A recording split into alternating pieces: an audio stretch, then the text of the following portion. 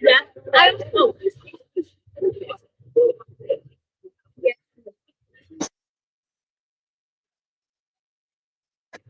I don't know for the next one. Yeah. But this happened. What's a different in that change?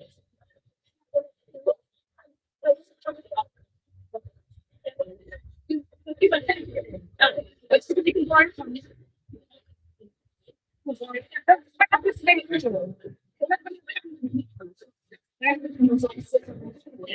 So you know, it's a big over here. And they're mixing the surrender. What's the difference?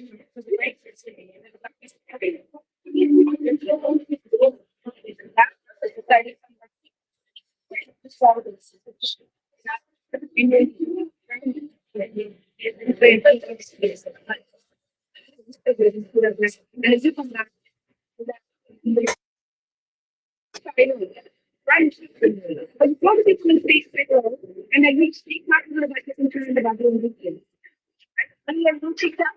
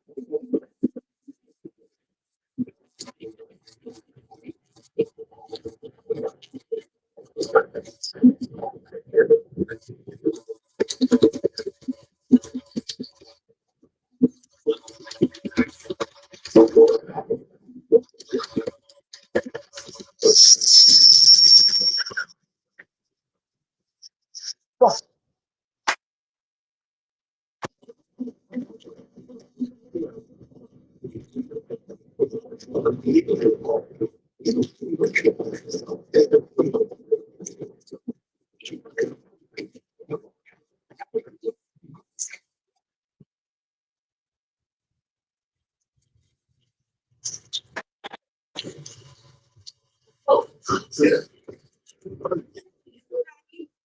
morning. Good morning. Do I have sound on the mic? Sound on the mic, please. Good morning. Can you hear me? Okay. Sound on the mic, please. Well, I'll just yell this way. Oh, okay. All right.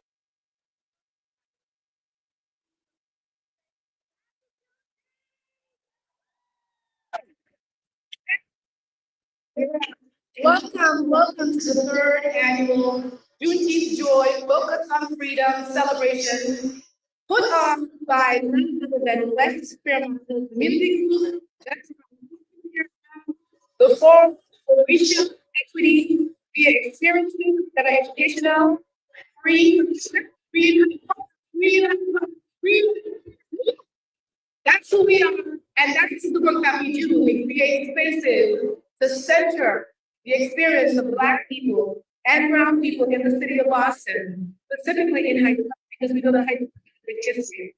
My name is Marcia Jackson, and I am the lead of a lot of these things, but I'm also a team member, and I do not do this work alone.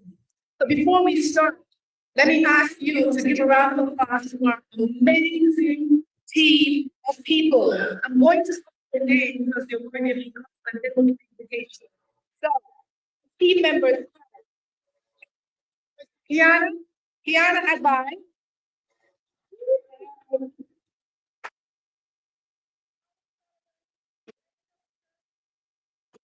Mark, John, you can look for your face if I can call your name.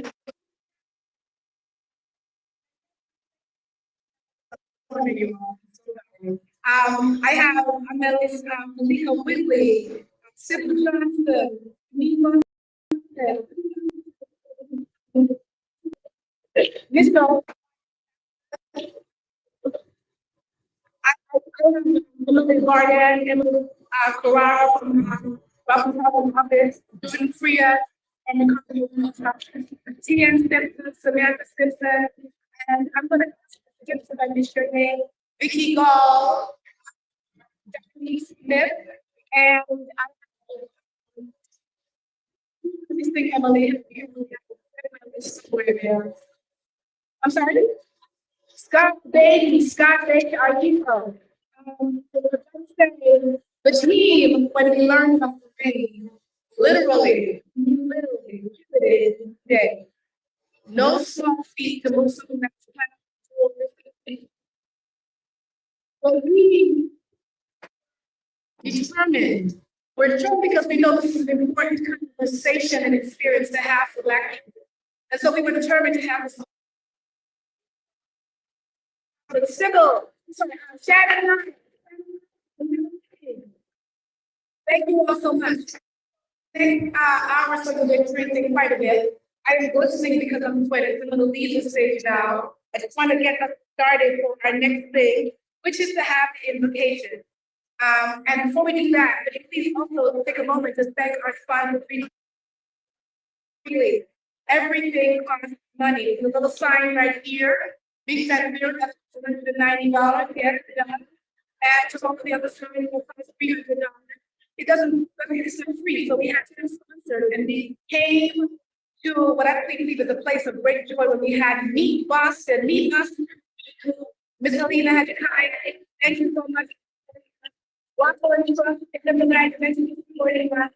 South Beach Office in the Bay, thank you for supporting us.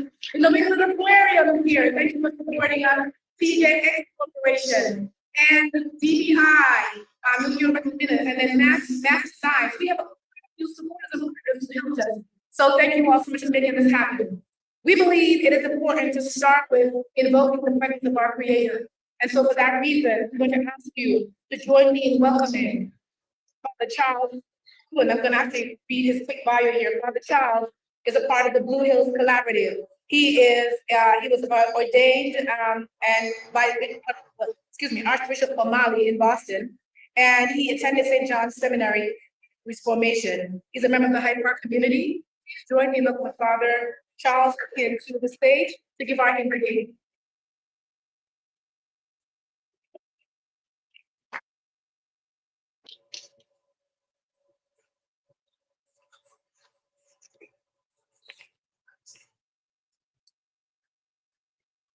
Good morning, everyone. God is good. God is good all the time. Yes, God is good. We gather here this morning for freedom, for love, and for peace. So, above everything is God our Father, the one who gives us strength, the one who always protects us every day. So let us pray all together. Liberating God, we offer a prayer of thanksgiving and praise for your hearing the cries of your praise. Blessed be your name for giving us the victory and freedom over slavery. We, in gratitude, unite all of our hearts to reflect on where you have brought us from. As we celebrate this Juneteenth holiday, let us remember all our ancestors who long to see this day come. Let us sing songs of joy and celebration. God, thank you for the freedom we experience. Let us not take for granted at what cost we experience it. May we fill the land with songs of joy and thanksgiving in celebration, in remembering your saving grace. Amazing and gracious God, may we all give a moment of silence to breathe your breath of life. And in all our times of tribulation and suffering, you enable us to endure, to build character as a people. And may we continue to fight for full liberation for all people. Loving Father, and always grounded in a hope that did not disappoint. Your abiding love freed us and continues to free us for the sake of your love. May we as a people begin to heal and be reconciled to each other freely in love and justice. Lord, we cannot fully celebrate while others are in need of liberation from poverty and persecution. We cry out on behalf of all victims of religious intolerance, wars, discrimination, and terrorism. Send your word, God, to save and free them.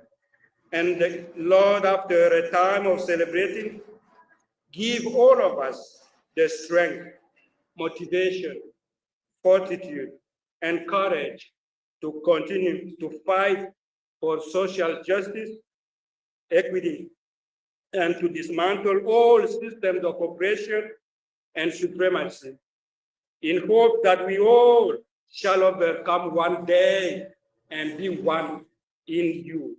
Amen. I wish you all a blessed Juneteenth holiday. Thank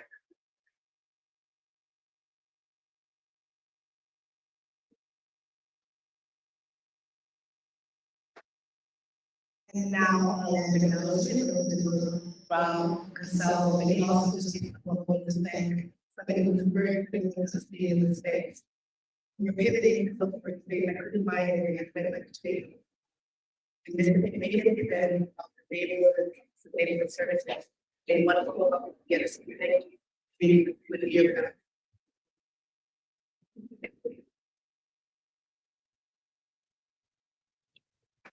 Good morning, everybody.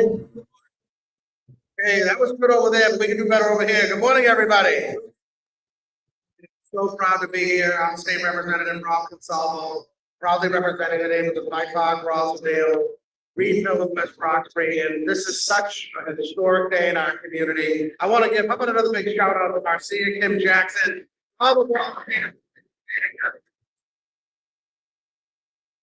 also want to give a shout out to Boston Public Schools and our custodial team that's here today. We pivoted one day notice we have to be ready. I have the honor right now to make an introduction of our Mass 54th Regiment. But before I do that, I'd like to take this opportunity to read what we're calling our land acknowledgement. We gather today and celebrate, and as we do, we want to order ourselves and honor our ancestors as we gather on land originally occupied and owned by the Wampanoag tribe. We celebrate Black people who embody joy, love, brilliance, preservation, vision, pride, and hope. We honor their contributions, and I invite all of you to join hearts as we seek to balance our painful history with joyful hope and bold vision. I join with you in the focus of freedom, freedom for everyone. Truly, we know that none of us are free until all of us are free. It is my honor and ask that we please receive the 54th Regiment Color Guard. And following them will be the student soloists from the Roosevelt School and the Voices of the Renaissance School. And let me just say how proud I am to welcome our Mass 54th Regiment reenactment crew, who is right here in our community. As all of you know, the Mass 54th encamped right here at Camp Meigs in Greenville. And we are so proud and honored that the Mass 54th Color Guard represents our community in the city of Boston, Massachusetts, and the United States of America. Thank you, Dave.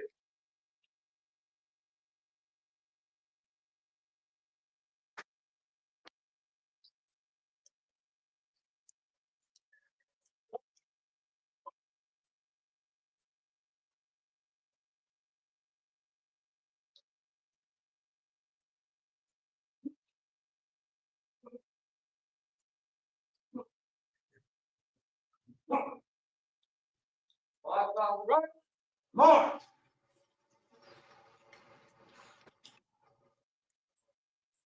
Colors on, mark time. Talk. Run.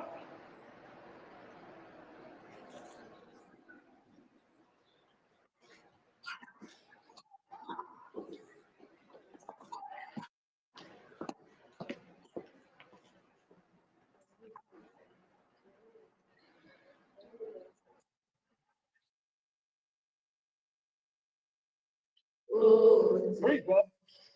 Can you see by the dawn we light what so brightly we hailed after twice who rise through the perilous fight. Oh, the great thing you was so gallantly free. And again,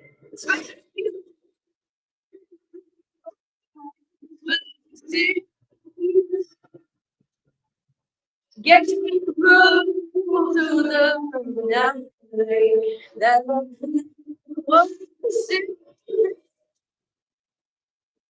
no that start big or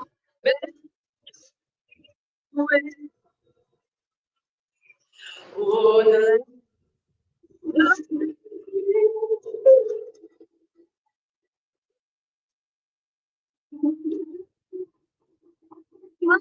now, great.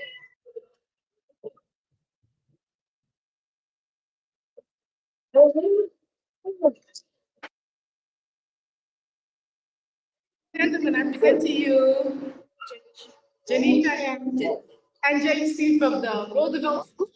And we're going to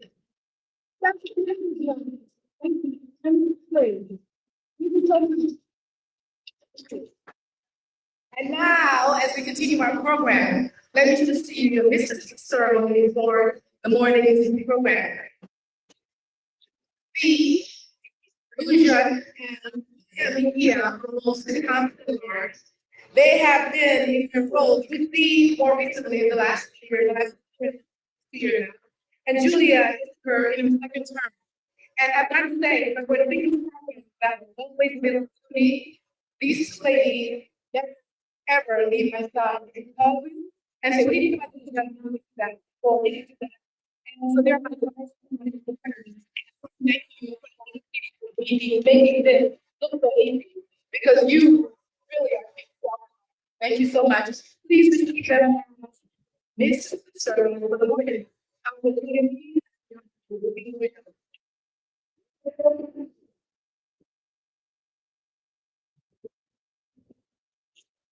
Good morning, everyone. You know, I'm incredibly grateful to be here with you all this morning. And oftentimes, I'm always playful and really trying to bring joy into so many spaces. But today, I think it's important for us not only to celebrate joy, but to also recognize the strength in our struggle, the journey that we've gone through to get here, and to celebrate not just this freedom, but the strength in our resilience and the power of freedom. Happy Juneteenth.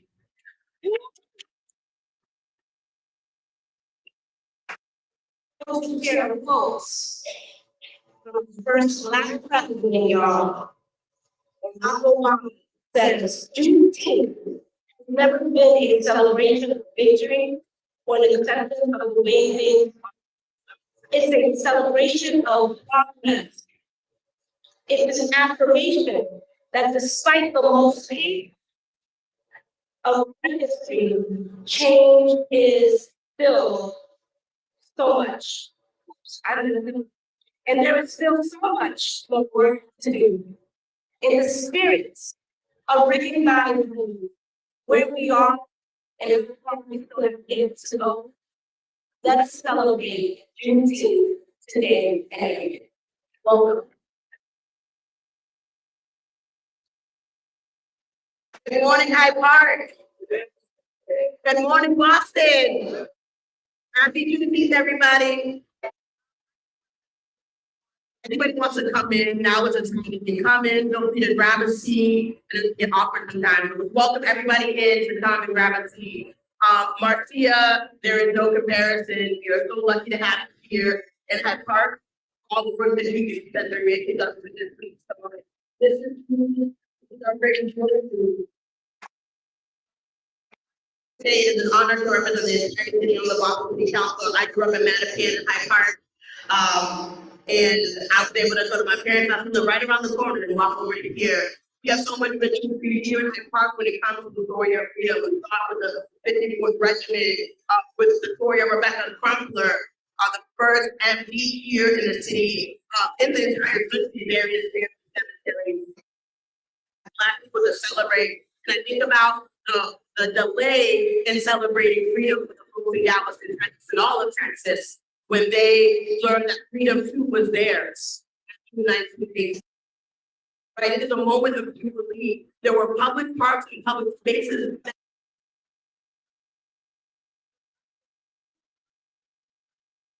to purchase land, private land, where they could celebrate freedom. This is a big deal. This is an incredible holiday for the freedom that was won and fought for folks and their allies. So I'm just incredibly humbled to be here before you all the wonderful programming that the city of Boston has done for Juneteenth, that embrace Boston. It's Dr. Mari Perez Jeffries here. There's been such great work, and as we celebrate, we must continue the work. I was State Rep Consalvo with the constituent the other day who just bought a home in Hyde Park, and in her deed, there was a racial covenant there that prevented that home from going to Black folks. And now it's owned by a Black woman. And I didn't even know that there were those covenants either, restricted covenants here in the park. Here in the city. And I'm just grateful to be able to do that work alongside my country and alongside with you. It is incredibly wonderful to have the voices of Renaissance here. Renaissance here.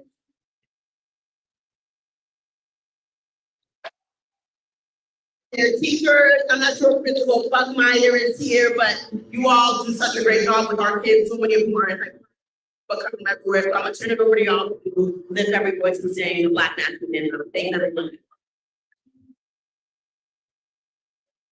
Oh, the words are in the program for those of you who don't know the word, or who need a little.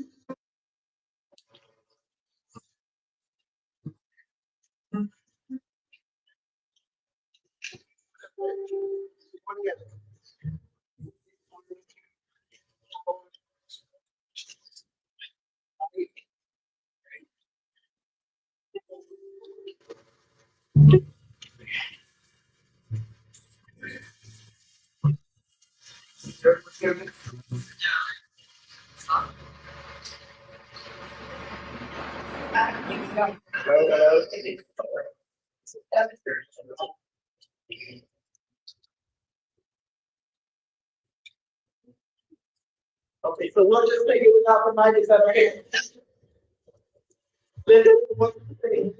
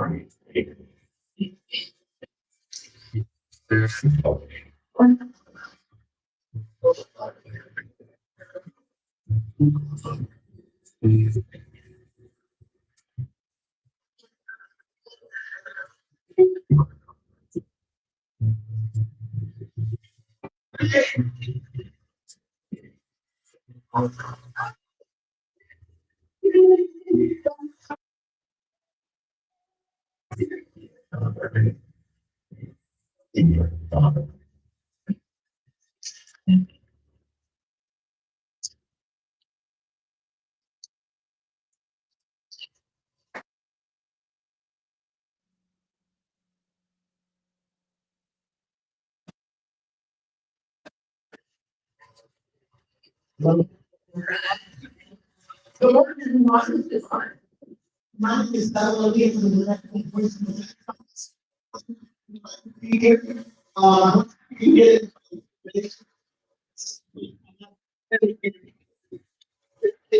One of the table. Spanish people. Start. The word is everybody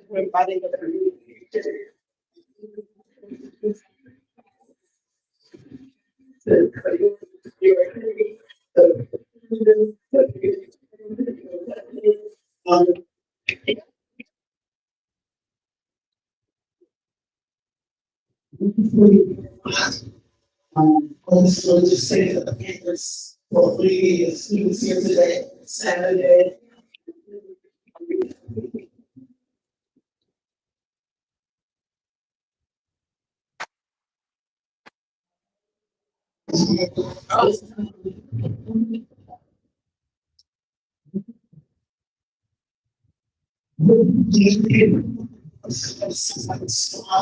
And then lost it for 23 years. And this is like so soon as possible. So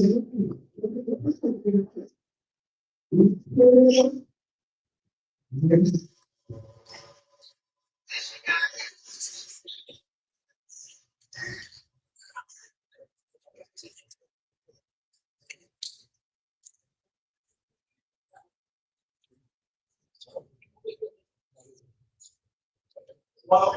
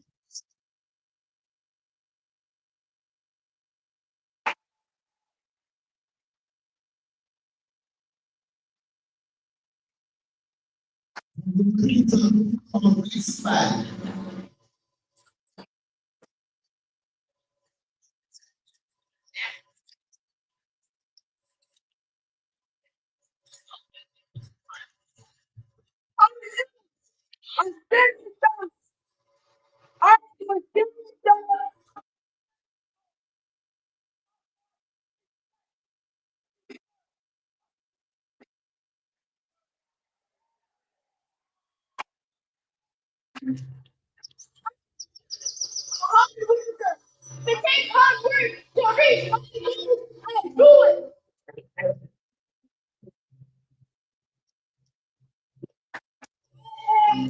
Please.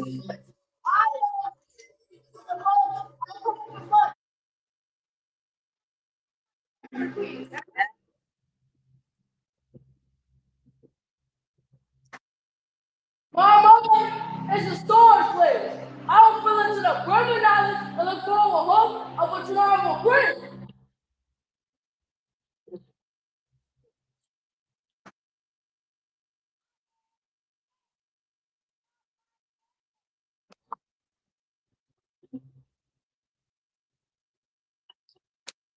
Start leading out, future. Start breaking out, future. Start running out. And you are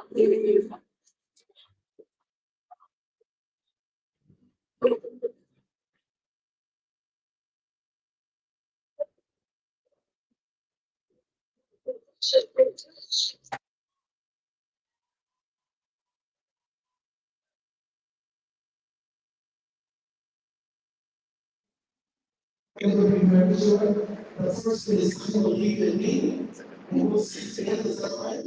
And then it's also.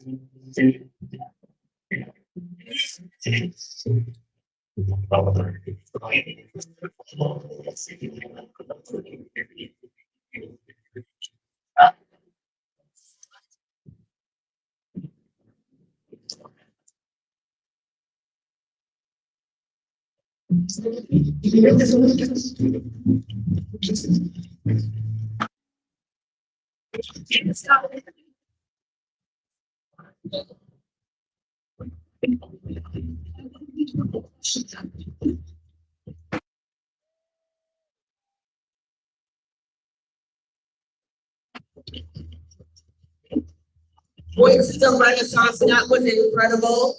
Evelyn Lee, thank you so much for teaching our babies. We wish you the same season of Jubilee as we celebrate your Juneteenth during your retirement. So thank you, thank you, thank you. All the blessings God for it. Now I'm going to introduce someone who needs no introduction to this community. State Representative Randy Kruger Oakley, who represents the South Suffolk District, which includes Mattapan, Dorchester, President Milton, President Hyde Park, who is representing us in the state house and is just laser focused on issues important to us and our community. She's going to explain to us the meaning of Juneteenth and the flag. So thank you.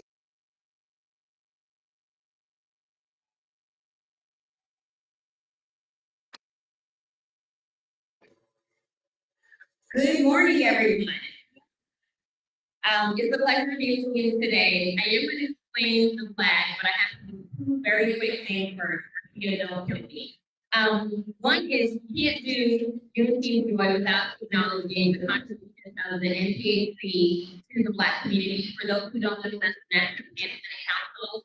I'm going to get some Black Race in the House to celebrate because historically, the first people with the holiday, we always pull it up and bring it up and acknowledge the history of the Black race of the Black community.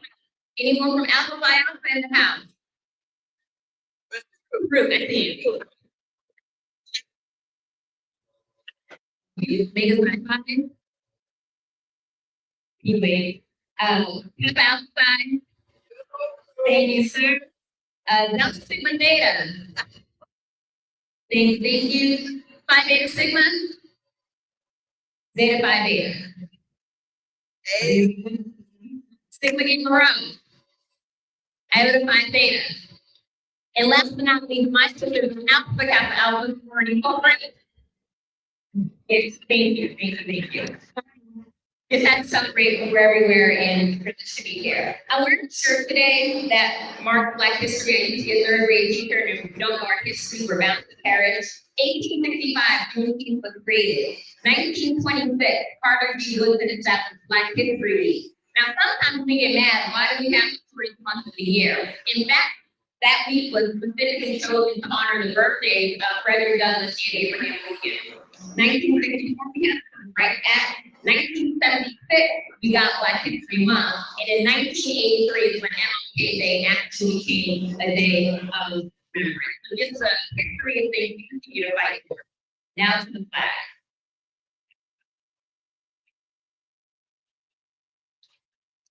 It's posted behind me, but the colors red, white, and blue represent the American flag and a reminder that slaves and their descendants, the Black Americans, were and are American. We know that June 19, 1865 signifies the day that the enslaved people in Galveston, Texas first actually use the colors of red, white, and blue to recognize that we are still fighting for equality and justice today and up the American ideal of liberty and justice. The white star in the center of the flag has a new meaning. One, it represents Texas, the Lone Star State, because it was in Galveston where Union soldiers informed the country's last remaining enslaved people that they were no longer slaves and were free. But the star also goes beyond Texas, representing the freedom of African Americans in all 50 states. You'll notice that around the star, the vertic outline around the star is inspired by the Nova, and that's a term that the framework used to mean a new On the Juneteenth flag, this represents a new beginning for African Americans, not only in Galveston, but also Black Americans throughout the country.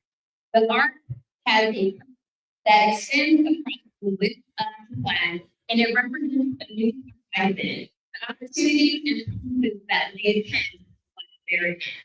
Something that I learned recently is that the Juneteenth flag actually was it was designed by a lot of women, and people contributed to the process, including Berlin High, David and Elliot design, and Lisa Jean Brown the illustrated flag that we have in the and now we have to make a 5 great representation.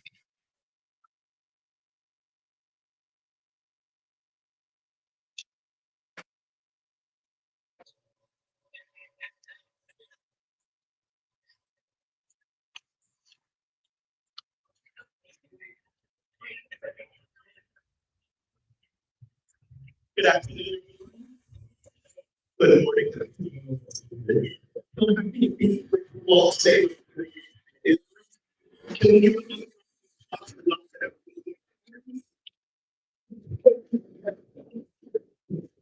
it's amazing. I get enough show. Congratulations.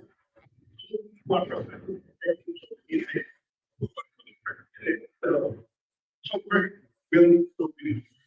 And one of the things I'm very grateful for, right? And kind of make this here. Thank you.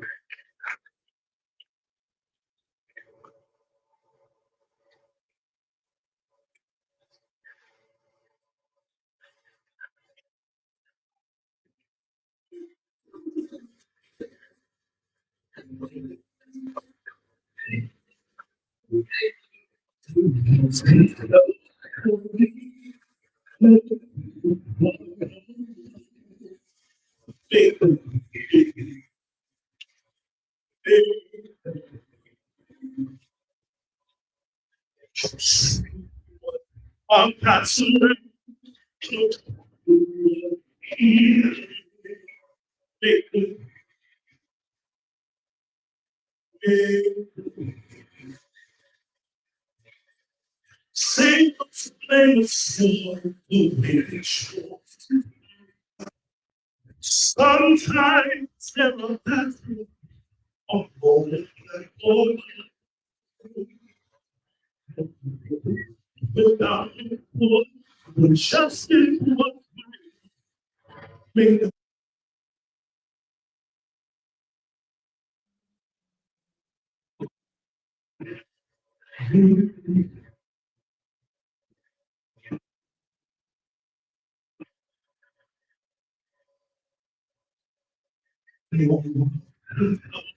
me to go to that was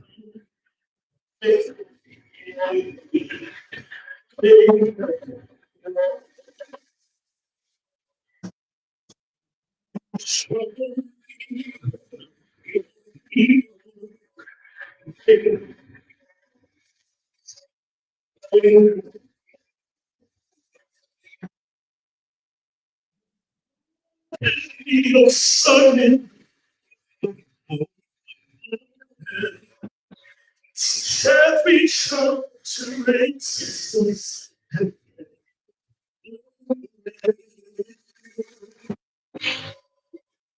Jesus.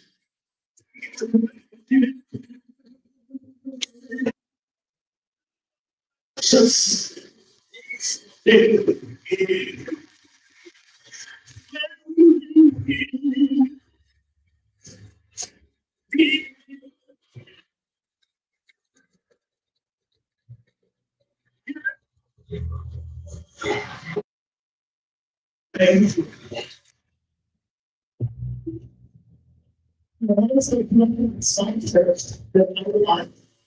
And that was my musical theater side.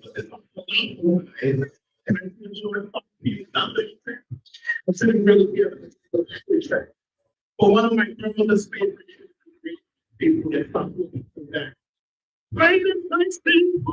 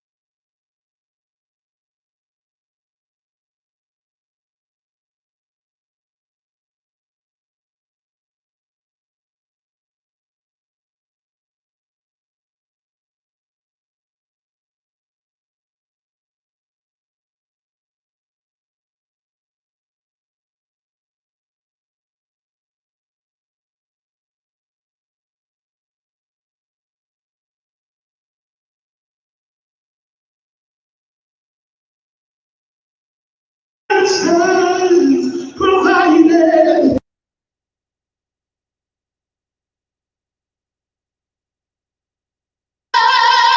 It is thy faithfulness, so great is thy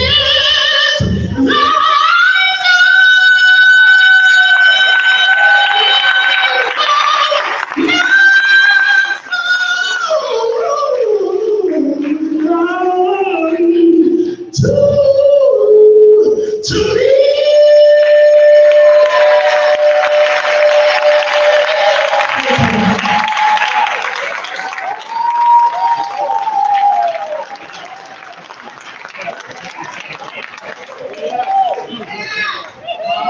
When I talk about living in Hyde Park, living in Hyde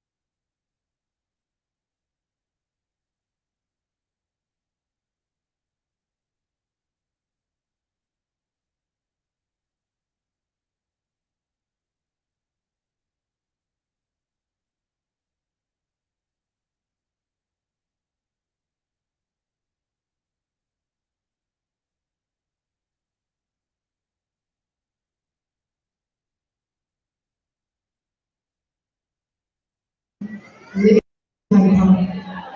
And the quick story is the genesis of this exhibit that I created was sort of my story. When I came to Hyde Park, I came to Hyde Park as a college student in the 80s. And in the 80s, I lived in Dorchester, and I would come down here, thank you, Reverend Wall, and the college fellowship to play tennis and the basketball here with Martin Michelle. And so I love this area, I'm trying to live down here. And I started looking for a house with my 26-year-old self. Didn't know what was going on. And I had a son at the time, he was 3 years old, and we wanted to have a home. And I had a good job, I was a rental boss, and I was doing well. I saved my money, had my down payment, met a realtor who showed me a house on Business Street. Beautiful 2-family house. I wanted to buy it. So I made an offer. She came back 2 days later because that was not, the HMAC wasn't president, so you didn't have a lot of quickly go back and forth. So she came back and she met me on the corner of River Street and Fairmont Avenue. And at this moment, she said to me, I can't sell you that house because the neighbors said if it's still a black person, they're gonna burn it down. And I was a single mother of a 3-year-old, I was not gonna chance that. That was my introduction to Hyde Park after this great time I had with my youth group and my college group. And so I became discouraged, but I was not stopped. I kept trying, That everywhere is our space. Black people belong everywhere.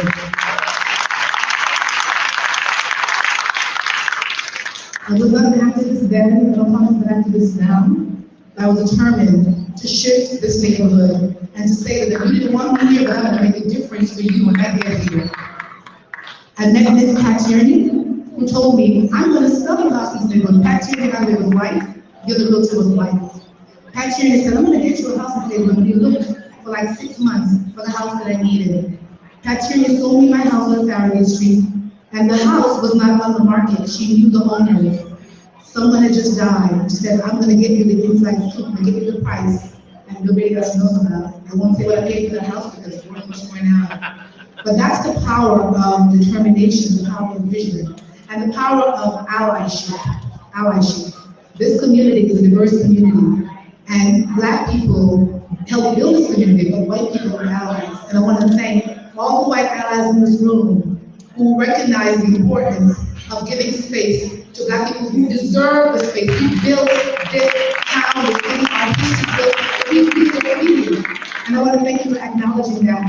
And so today, I want to announce to you some work that I have been doing in my own head and in this community. I started the neighborhood group in 1996 when I moved in, and it was just a neighborhood group of people in my backyard, and it grew and grew and grew. And then we added, thanks to some allies, the Racial Equity and Justice Forum, now called the Forum for Racial Equity, via Experience and Education, free in Hyde Park. Free in Hyde Park because that just means something to me, given my story, right? Free in Hyde Park. And so what I want to say is that this exhibit is a 5-year project that I created in my brain. Thank you, Helena Hashkaya, for encouraging me. You can blame her later on too. And actually, because yeah, you said this is possible, it's beautiful, and I kept going with it. So this exhibit will profile over the next 5 years 12 to 13 people in Hyde Park who are making history, not just on the local stage, but the national stage, and who are putting a stake in the ground. Because what I believe is that history is happening before us, and we won't miss it. The history that I learned about Hyde Park is mostly white. Yes, we know about Rick Cumber and others, but there are other people who need to be known for the moment that we're in. So we're going to put a stake in the ground for Black history in this current moment, and we're going to start acknowledging people who are doing that, and that's what it's all about. Is to not only say that we matter, we're making a difference, but to change the narrative of Hyde Park, to change the narrative of our community, that it's for everyone, and we all belong here. So the next 50 minutes or so, you will hear from our Lieutenant Governor and our Mayor. They'll talk a bit about their work for about 5 minutes, but then you'll see the unveiling of 13 of our stalwart leaders. I'm so proud, that really we call the living historians, the history makers of Hyde Park. This exhibit is a pictorial exhibit. You see those poles, they'll be coming up with the pictures in a little bit. The pictures have narratives behind them, and there also is a QR code. You can see their video. They made some really cool videos talking about their legacy. The exhibit, we hope, will travel throughout the city. I'm in the midst of getting into City Hall, the next first round, and the Boston Public Library, and I'm also talking to some folks in the channel to see where we go. I encourage anybody in the hearing, if you have access to a place where this should be, I ask you to speak with me. I want to be in the State House, Lieutenant Governor. The State House in the Hall of Fame. My husband said it will look great there. So that's the purpose of this exhibit. There's also going to be a book project, because I also want to make this installed in history. Because those pictures may go away, but a book will live in the library forever. So there's going to be a book. So anybody who has supports to do that, I don't know anything. It's just in my head, and I have a vision. So if anybody wants to come outside, I welcome you. But so far, we have the exhibit. And so sorry, I'm mistakenly hitting the button. History of Hyde Park, of color, and the Black and brown people will make a difference. Now, Are you the one hitting that button? You want that to be there? What we're doing in Hyde Park and to celebrate us. I'm going to Help me turn it off. Sorry, I'm trying to work and follow her remarks. We'll either be there if she's here yet because she's running behind, or we'll have another speaker and then we'll unveil the exhibit and end our time. I don't understand why the camera is working quietly. It's literally. I introduce to you our Lieutenant Governor, Ms. Kim Driscoll. Because I'm moving around, I don't know where your bio is. But we are grateful that you are the first person of color to serve in this role. And so we celebrate you for breaking ground in the State House. Thank you so much.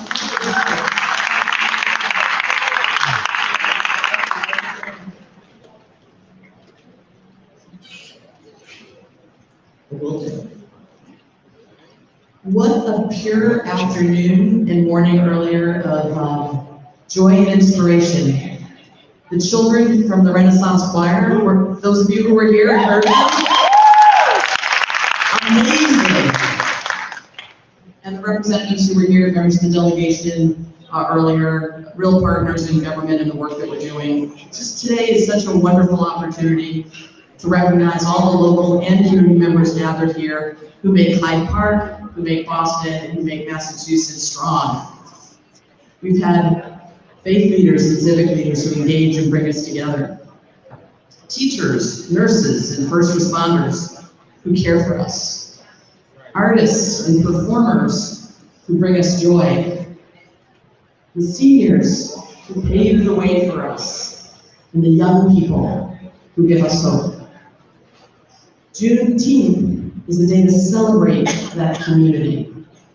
We celebrate the resilience, the strength, the faith, and joy of the Black community. We honor the entire history this day represents, because this day is about our American history. Our Black history is America's history.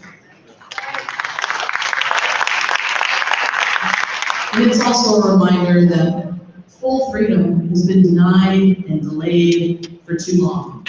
158 years after the first Juneteenth, our work is far from over.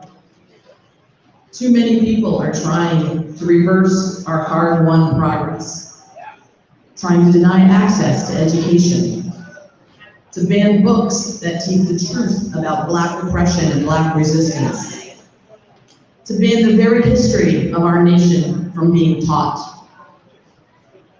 Well, we are not going to be dictated to by others. We are not going to give up ground. We're going to keep fighting to dismantle systemic racism in our communities, in our workplace, in our government, in our schools, in our colleges, no matter what the Supreme Court might say about that. That's why I'm proud to be with you today. I come to you with gratitude. As part of the first all-female team to lead the State House, my partner, Dr. Haley, my teammate, we are committed to making sure that our entire administration is focused on equity and engagement. It's one of the reasons we formed an advisory council on Black empowerment. Some of our honorees are members of that. It's why we double down on increasing access to college and career for students of color. It's why we're doing a comprehensive equity assessment to root out systemic racism from the corner of state government and move forward in a manner that brings justice and equity to all that we do. And that's why just this week, we recommended pardons for 7 men and women who are looking at clemency as a tool for advancing racial justice, and more to come. And that's why we are proud to be the host city and the host state of the National NAACP Convention just next month. I can tell you that our commitment to equity, to opportunity, and to inclusion is unwavering. That will never change. And so today we celebrate history, we celebrate community, we celebrate taking action and building a more equitable future, because in this Commonwealth, we only succeed if everyone has opportunities to achieve success. We are working to be a Commonwealth that works for and welcomes on, and we will not stop, and it will take all of us. It's so terrific to be in a community, in a neighborhood, this broad cross-section of individuals who are here working hard to build that engagement and to make sure, as Boston goes, all of our neighborhoods go, and frankly, all of our Commonwealth goes. Thanks so much for everything you're doing, for being here, and certainly to Marcia for bringing us all together with an idea that is now action. Have a great afternoon, everyone. We've got members of our local delegation who are here. Councilor Medina, always great to be with you. Councilor Rougeau, are you coming up too? Just Councilor Medina. Let's give it up here for our Lieutenant Governor. Super excited to have her here with us. You know, one thing that I want to just share that I think is important for us to recognize that, you know, I often talk about the fact that when they abducted our ancestors, the only difference was the point that they dropped us off at. Okay? So when we think about this moment, when we think about this work that we're doing, it's really about understanding the unity and understanding all of us in this fight. So really excited to continue. I've been charged with introducing our next speaker. This is someone who I met via Zoom in the height of COVID. And this is a woman who has been deeply rooted in the community since she's made an appearance here in the city of Boston. Luna brings more than 15 years of sales and marketing operations and expertise, as well as an international perspective to her executive role at MEET Boston. A native of Ethiopia, she immigrated to the United States in 1987. Her leadership at MEET Boston is bold, remarkable, transformative. She oversees all aspects of growing Boston's tourism market and has the center and centers diversity and equity in all of her work. She has earned numerous awards and recognized as a trailblazer and a barrier breaker. I'd love to bring on to the stage Helena, and I'm going to need some help with her last name. I am going to try Abdu Kali.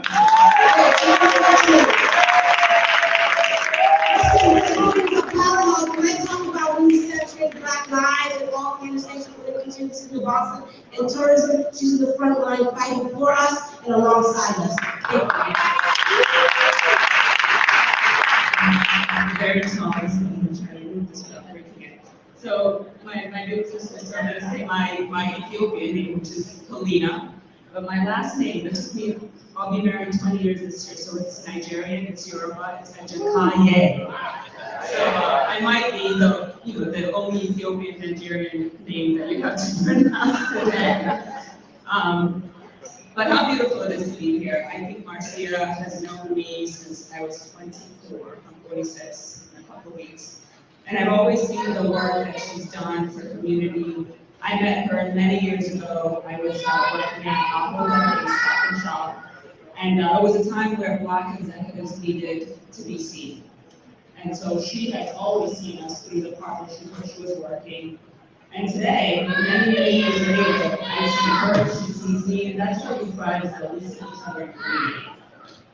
So good morning. So it is so good to be here today celebrating Juneteenth, and specifically to be in Hyde Park, primarily where a lot of my amazing friends are change makers, trailblazers, and live in their truth every day in front of the community, and most of you are here today.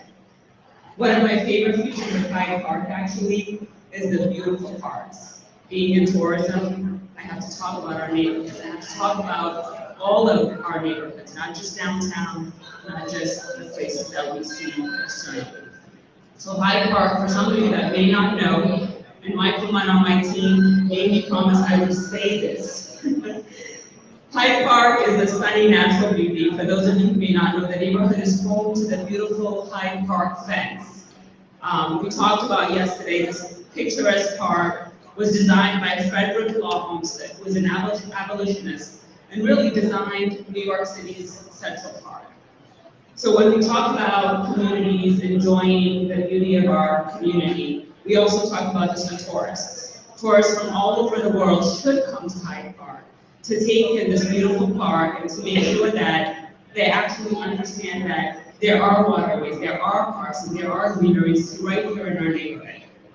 So Michael and I, as we go on the road talking about 22 neighborhoods, we talk about not only the urban part of our city, but also the fact that Franklin Park Zoo is there, and that we are here, and that tourists can come to our communities to send their daughters and to impact our communities and our economy.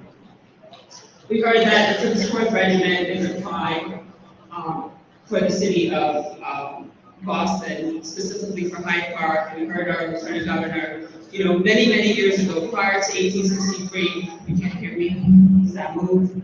Okay.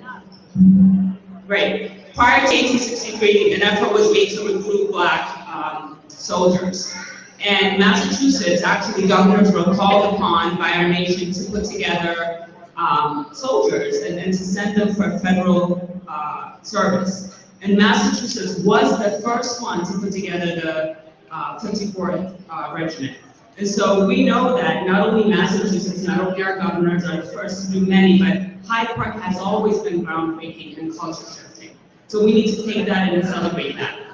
Over the years, Hyde Park has evolved into a thriving, inclusive community. A community characterized by a strong sense of pride and unity. I know for a fact that Hyde Park residents are actively engaged in preserving its history and promoting its growth, from community festivals to preserving efforts in terms of the arts that Marcia talked about. Hyde Park continues to foster a sense of belonging while celebrating its past. It's also home to many of our community leaders. It represents Black ownership, generational wealth, and Black joy. I know you all agree, Black joy that really permeates throughout the city of Boston and really beyond the city of Boston. So today, on June 17, 2023, it is an honor to gather here in community to celebrate an important occasion, not only that underpins what nations and communities are made of, but a day of immense significance in our nation and our city of Boston. As we honor the legacy and commemorate the struggles and triumphs of our ancestors, it is also a moment to recognize and pay tribute to the remarkable individuals who have dedicated their lives to justice, freedom, and equity. Individuals with a firm commitment to build and be in community every day with intentionality. We are blessed to have among us our Juneteenth honorees, individuals with unwavering commitment and outstanding contributions to our communities. Today, we celebrate their remarkable achievements and acknowledge their tireless efforts to advocate the principles that Juneteenth symbolizes, the spirit of resilience, determination, and empowerment. Our honorees have dedicated themselves to breaking down barriers, challenging injustices, and advocating for a more inclusive and equitable society. We have with us pioneers who have blazed trails in various fields. Their names have become synonymous to excellence, and their accomplishments have continued to pave the way for future generations. Our honorees use their talents, intellect, and passion to affect change while leaving an undeniable mark on our history and our daily existence. They also intentionally remind us that the struggle for equity is far from over. Today, as we honor these remarkable individuals, we also recognize that our individual collective work is not complete. We know we must continue to strive for a society where every person, regardless of their background, has the opportunity to thrive and reach their fullest potential. On Juneteenth, our honorees, we celebrate you as you serve as an example and beacons of hope for all of us. You remind us all that while progress is not a goal, change is possible, and it is within our grasp. You remind us that the power to create a better world lies within each and every one of us. So as we reflect on the achievements of these extraordinary individuals, let us also take a moment to reflect on our own responsibilities. We are the stewards of the future, entrusted with the task of carrying forward the legacy of those who come before us. It is our duty to ensure that the ideals of Juneteenth, freedom, equity, and justice are not mere words, but are lived and breathed in the work that we each do every day. Our honorees serve as inspiration for all of us to recommit ourselves to the principles of Juneteenth. Let us pledge to stand against injustice, to fight for equality, and to promote understanding and compassion. Let the legacy of our Juneteenth honorees inspire us all to create a better tomorrow, a future where freedom truly reigns, and where the chains of prejudice and discrimination are shattered. So on this joyous day, I ask all of you to please help me express our deepest gratitude to all of our Juneteenth honorees. We thank, yes, please.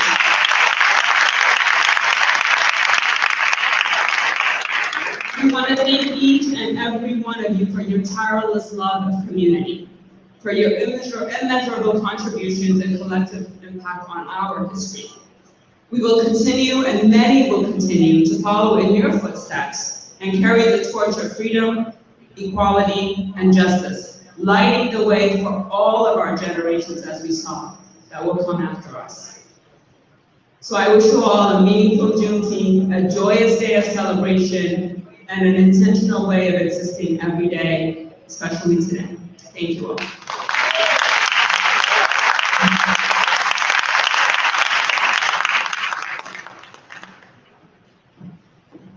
Let's give it up one more time for Helena, y'all.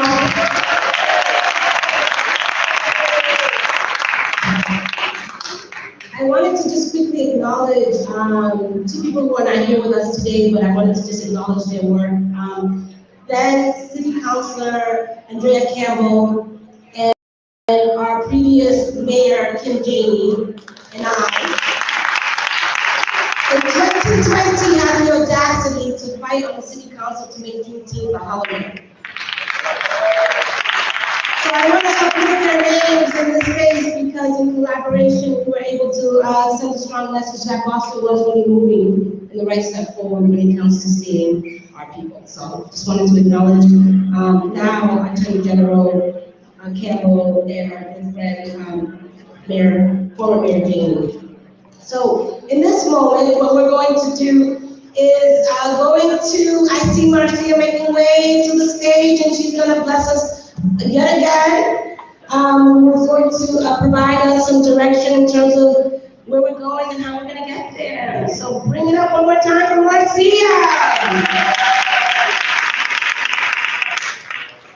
I just want to give you a chance to remember what's happening here today. I just wanted to be interviewed by the press and just focusing on the people that are in the room, not the moment, the people who are here, the people. So when you leave this room, after you hear who these amazing 213 people are, living history in Hyde Park and myself, they're going to be alongside the pictures with you if you'd like to. And then we're going to ask you to move out of the hall. We have room to the left and video booths and picture booths and exhibits. And there's a group paint activity that's completely free. We pay for it. Thank you, Me Boston. So we can go and have paint parties in the room. There's one for adults and for children. There's enough seats for 30 people, so first come, first serve. First come, first serve. Go around the back, you'll find them there. And then we have some giveaways we'll be doing in the hallways. I would say keep your ear to the PA system. Of course, we'll be dancing. So when people are moving about with DJ back there, thank you, 98.1, Mimi. Really need some music. We want you to dance. So yes, it's kind of a weird space, but there's always. We know how to party, people. So find a corner, shake a leg, do something, but we're doing that in the space here after reading. We're here until 3 o'clock. So make yourselves at home and enjoy your time. The mayor is going to come in just a minute. I see people walking in. She's going to speak, and then we'll unveil the exhibit, and then you will hear from the one and only Portia! Right on there. She's coming up. Thank you for that. So we're looking forward to the reading. Yeah. So here's the mayor. And Mayor, when we're sorry, we're just going to call you when you're coming up, but you're up, ma'am. Speak to us, and then you will be joined by your lieutenant governor again to unveil the exhibit. Thank you very much.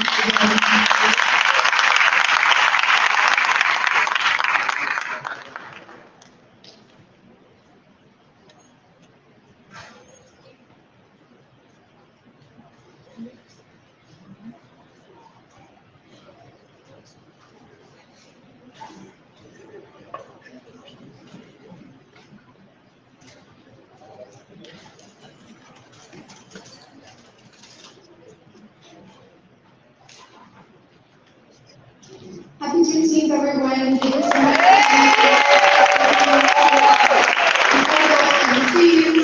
host, and I ran into a couple, actually both of our state reps on the way in and out, so I know this is an event that rightfully so draws the power throughout the entire community, and grateful to see so many from our cabinet, from the city, from all different organizations and ward committees and neighborhood groups out here to celebrate. I, in fact, just ran over from the other corner of the city. There's a lot happening today, and we are so excited to see Juneteenth being celebrated all across Boston, and with an appropriate holiday on Monday. But this event has always been incredibly special because it really has, for many, many years now, reflected the energy coming up from neighborhood level on up, and the focus on making sure that we can celebrate the work that is still to come, but also the joy and delight and really into the community with so many performances, speakers, and highlights of every generation taking part in what makes Hyde Park so special. We were here in the neighborhood not too long ago for a visioning session about making a plan for what Hyde Park needed. Residents in a room around the table, just getting it done. And I want everyone to see it, we're putting that together. I think it's a direct tie to where we are today, that from the heroes that you all recognize on MLK Day to the planning that's been happening between all the different special holidays, this is a community that doesn't just come together when there is an annual event or a one-time celebration or even a big party, although you all know how to party very well as well. This is a community that does the work in between on all 365 days of the year. And when we talk about the legacy of Juneteenth, that is, as I see, the focus. We are here to celebrate liberation and freedom, but also with that bittersweet understanding that the date of Juneteenth was about when the news, more than 2 years after the actual laws had changed, finally reached community, finally had the impact. And that justice delayed was justice denied for more than 2 years for enslaved peoples in Galveston, Texas, and in other parts of the country. And so our work in the city, we need to change every possible policy and law and bit of programming and funding that can happen, but it doesn't matter unless it actually reaches community. It doesn't matter unless it actually connects with the planning that is happening here from the ground up. So I just want to say happy Juneteenth. Thank you for all that you do.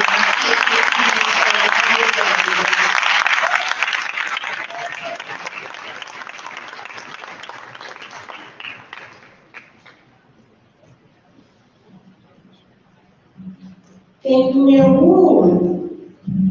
We're going to bring up Lieutenant Frisco. Come on up.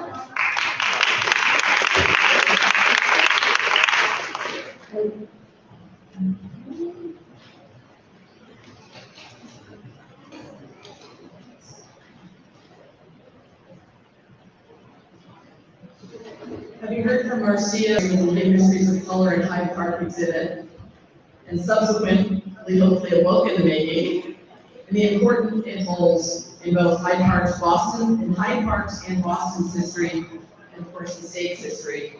We're pleased and proud to present the 2023 honorees, who are the Living Histories of Color in Hyde Park. They have their names engraved in history, and specifically Hyde Park's history, as change makers and legacy bearers. As we call your names, we'd ask that you come forward to the stage to receive your memento and stay here for our salute to all of you.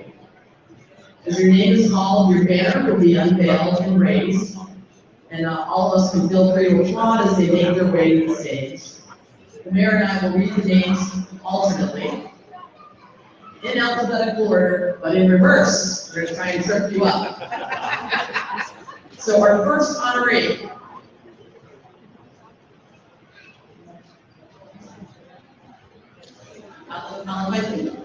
We did not rehearse, as you can tell.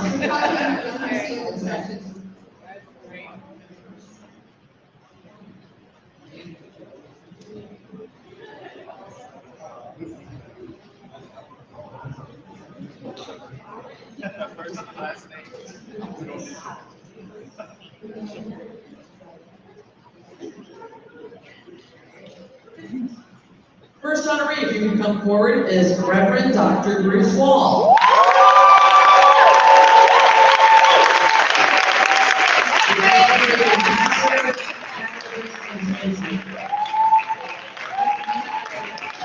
Come on stage and stay on stage until you see the whole group.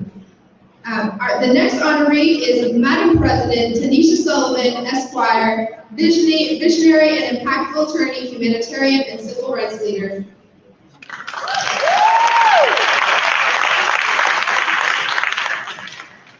Next is Ayanna Presley. My love language. The first Black woman elected to represent Massachusetts in Congress. Ayanna is sick today, but we will make sure that she gets her. Next up, Dr. Imari Paris Jeffrey.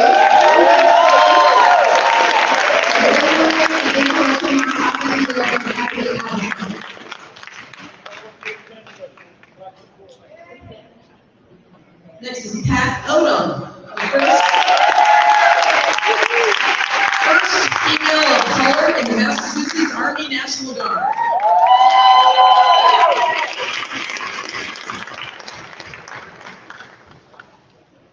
One of my favorites. Senior Jose C. Masso III.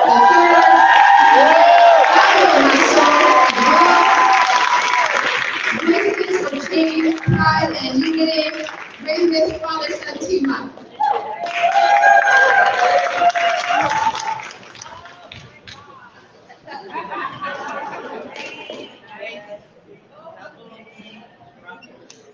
Next up is Ruth C. Lujman, first Asian American city councilor and accomplished attorney. Mr. Wyatt Jackson and Ms. Diane Walker, impactful educators, award-winning and historic artists.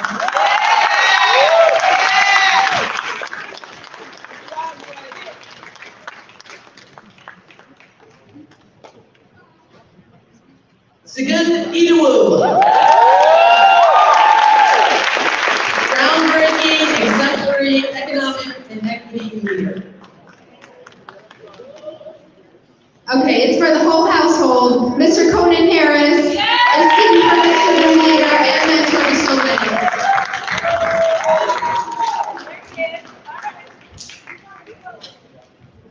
Dr. Aisha Francis Samuels, first female college president at Franklin Cummings Institute of Technology. Okay, I love this person. Miss Kelly Bates, Esquire, steward.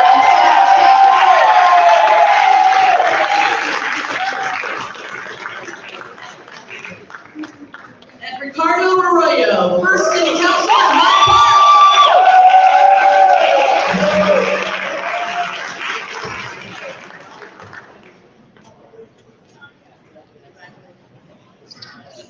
Oh, okay. This is a script from Miss Marcia too. All right. Please join us in giving them another round of applause. We celebrate and honor each of you for your contributions to our community, city, state, and world. After the ceremony, they will be standing right next to the You put the whole stage. Can you hear me? Put the whole stage.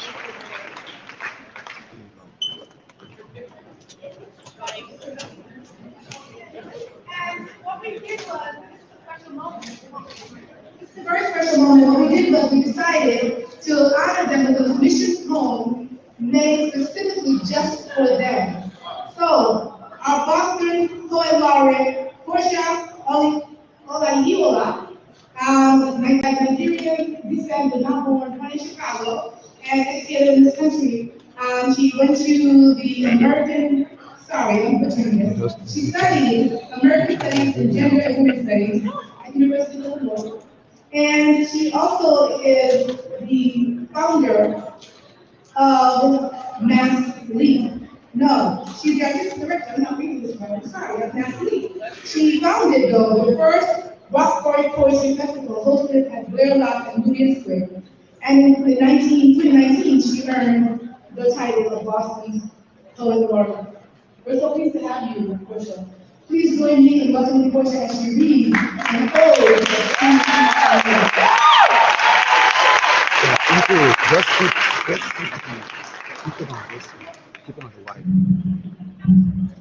I'm so honored and excited to be here.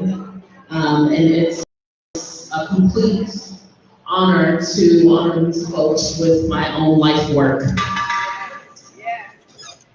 And so, this poem is for Reverend Dr. Bruce H. Hall, Tanisha Sullivan, Ayanna Presley, Dr. Amari Perez Jeffers, Pat Odom, Jose C. Masso III, Jose Fabio Masso, Bruce D. Louis John, Watt Jackson, Diane Walker, Shagun Idowu, Conan Harris, Dr. Aisha Francis Samuels, Kelly Bates, and Ricardo Arroyo.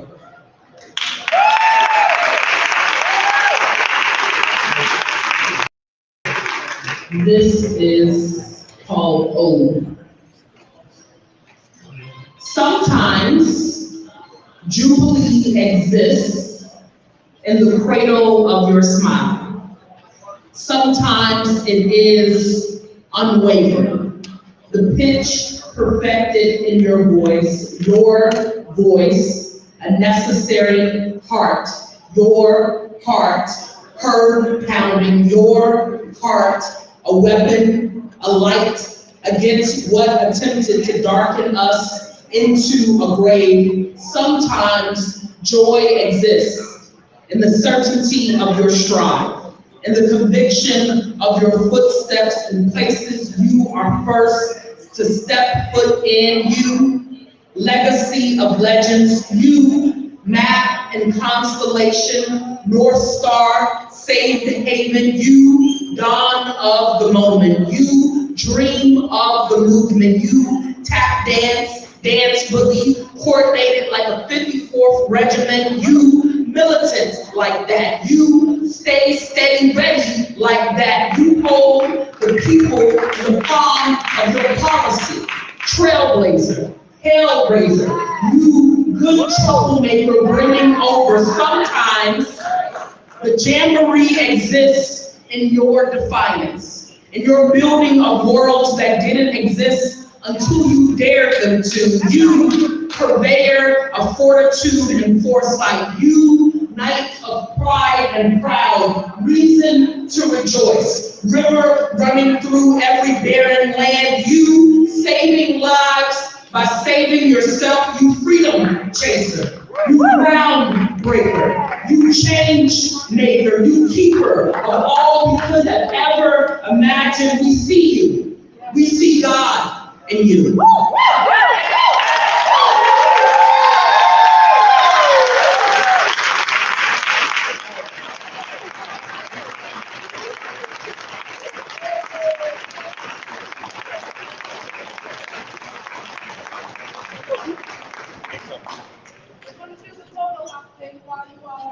Getting ready for your dance move. So that Portia, can we say thank you again?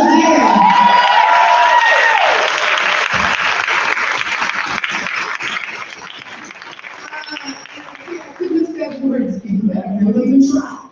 So thank you so much. I want you to know that we have trained that fold, and each of you have a personalized copy of the fold with your name on it, because it's folded to you and it's your part. Each of you, celebrated, yes, there is, I want to thank you. And so, if you want to meet them, they're in their portrait. Aren't they gorgeous? On the side. And I would say, we'll put these up online. There'll be a QR code. The QR code is also on that. If you watch their videos are extraordinary. They say some of the most amazing things. They're so deep and rich. So please be sure to get the videos. We're going to have them exit the stage while we have our dance break starting. And in our program, we're going to dance. So, Angie, rhythm writers, get us started with the party, please. Where are you? We thank you so much. We'll see you in the halls of the school. Okay, stay with us. If you want to pictures, you can come in our little photo. And Lena, you want to try to okay.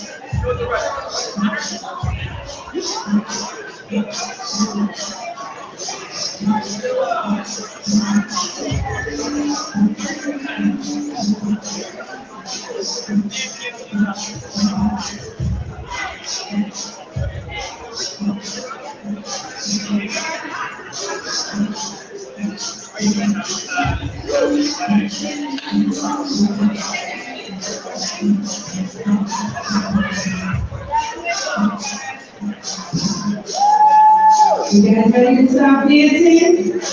Don't come in here to interactive movement and line dancing. We're gonna open up the Cupid show, so stay close.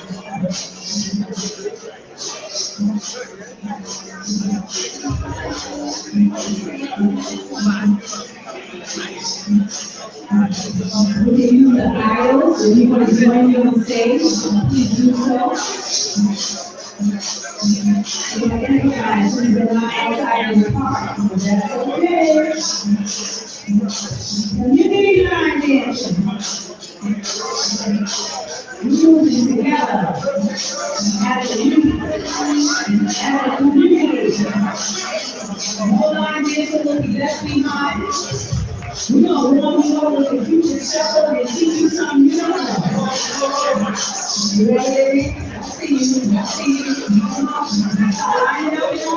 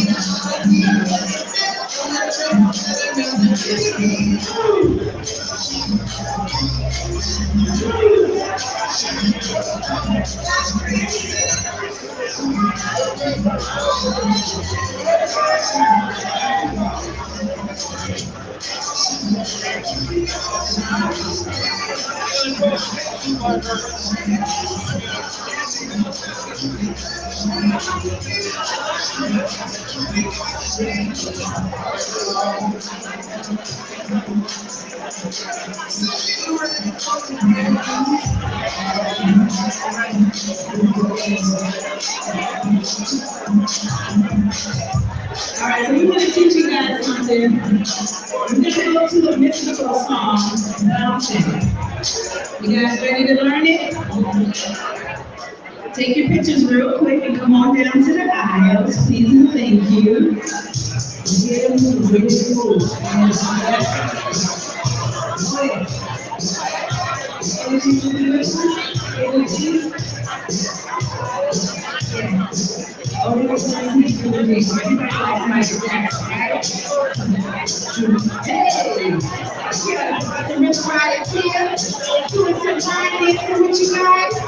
Thank you for having us again this year. Let's move. When you go to home, just like that.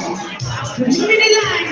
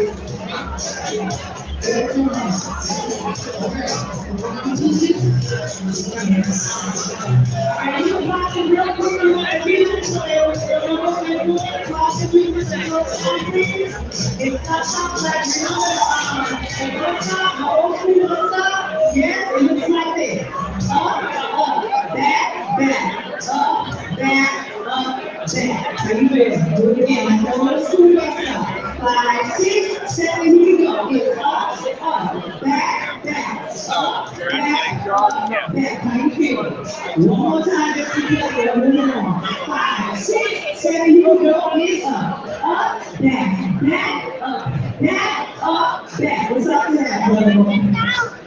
Chelsea, y'all remember Chelsea, right? So we're gonna go right, left, so to the kick, right, kick, back, kick, right, kick, back, kick. So we step right, kick, left, step, left, tap, right, step, right, kick, left, step, left, tap, right.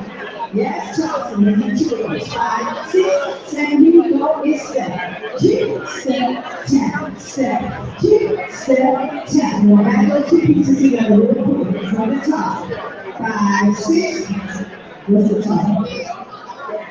So the part on that one. 5, 6, 7, here you go. It's up, back, back, up, back, back, kick, big back, step, kick, now break line, air, back for a turn, dance like so.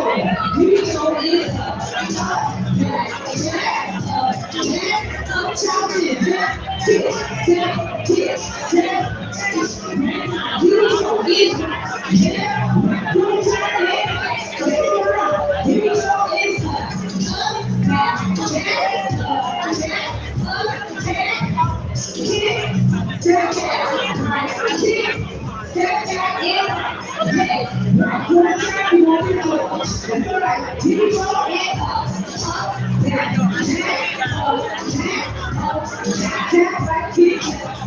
Do it again. Tap right, kick left. Left, right, quarter, left, right. Are y'all ready for Billie Jean? You can write it on Billie Jean. We might have pop right here today. You see what's happening? That's Hyde Park Community Center. Janine, Matt, Kennedy, we got it back.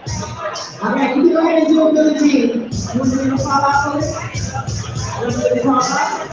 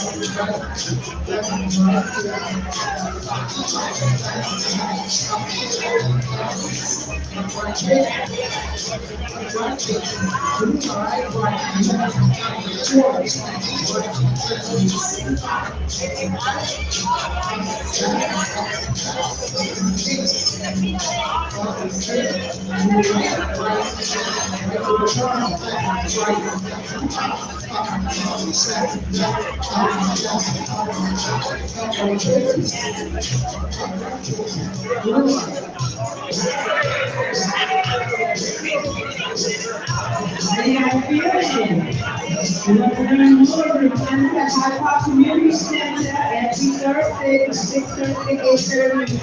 Independently, and so we're probably on this break.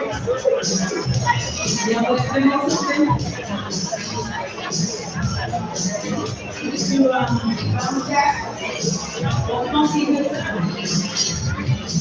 If you do a demo, James Brown, everybody loves James Brown. We can try something. Funky good time.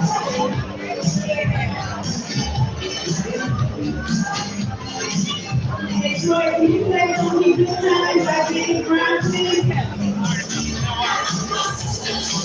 Sonny, you got it. I'm gonna go there, so you listen to them right now.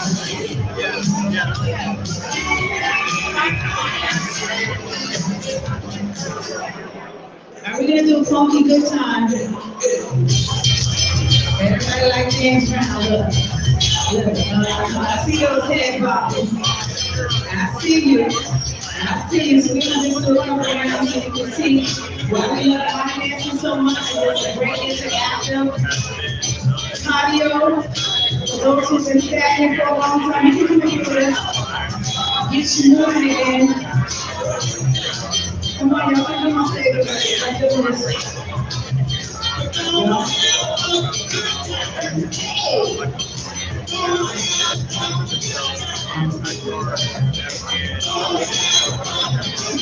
We're waiting for you to work. We're all season. This will be one of our oldest members in the line dance class. We keep our senior citizens moving, so like early signs of Alzheimer's and early signs of dementia. Yeah. Sensory coordination, muscle memory. Y'all ready?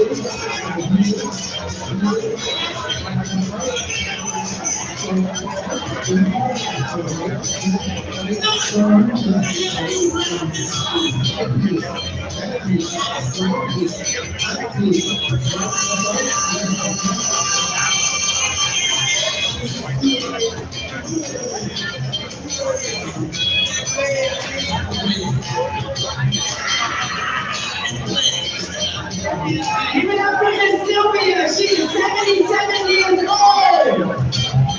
This month we're fighting early Alzheimer's and dementia. Community citizens learn dancing.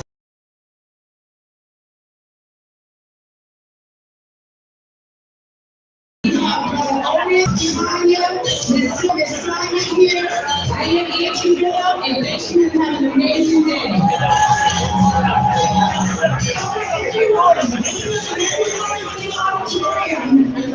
Please have your attention. Everyone in the auditorium, can I please have your attention? So, as you give me your attention, I have some great news for you.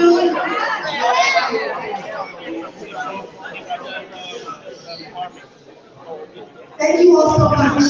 Can I ask all of you in the hallway to please come back into this room? We have a special presentation we want you to witness as well as some giveaways. Please come back to your seats for just a few minutes. Please take your seats for a few minutes. We have some gifts as well as a special presentation. Everyone, please take your seats for a special presentation. If you're in the auditorium and you want to speak, let me ask you to step outside, but I would advise you not to. You don't want to miss this moment.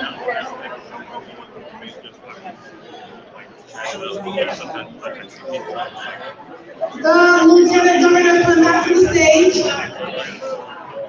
Joseph, can you ask him to come inside? What we're going to do in this next short 30-minute segment is 3 important things. If I can have you to have a seat, please. Have a seat, please, and give us your attention. The folks here in this corner on the right, left rather. Mark, Jermaine, and other people. Mark, Jermaine, and your company, could you have a seat for me in that corner? Have a seat. I know I'm calling you out. Forgive me. Who's that? Julia. Can you ask me have a seat for me, please? Have a seat. Come on in and have a seat. Our Lieutenant Governor has to go. We have one more thing to do. So as you take your seat, let me ask those of you who are designated as MLK community members to come to the front. And those of you who are getting citations that we are giving, I'll come to the front as well. That would include you, Mark. We have Matthew O'Neill and Mr. Bradway. Where are you, Mark? Bradway, and Mark Bradway. Come forward. Matthew O'Neill, come on up here. Jermaine Tulloch. I think, Joanne, are you here in the room? Jermaine Tulloch, are you here? Did you make? So, what we're going to do real quickly is, we're going to have a moment where we just salute the people who we acknowledge as MLK community builders. After that, we're going to also salute those who have gotten awards in Hyde Park or acknowledgement for their hard work. There are people in this community. Can I have your attention, please? May I please have your attention? Those of you who are speaking, please give me your attention. If you can hear me, clap once. If you can hear me, clap twice. So, Mixie, help me out, please. I'm trying to get quiet for 1 second. There are people in this community who work really hard. Day in and day out, do some great things. And we want to take a moment to salute them. So we're going to introduce to you now the people that were honored as MLK community builders. These are people who we believe are embodying the things that will create the beloved community that Dr. King dreamed of. So I'm going to introduce you our Lieutenant Governor. She's going to call your names. You're going to come here and stand. And then we're going to introduce those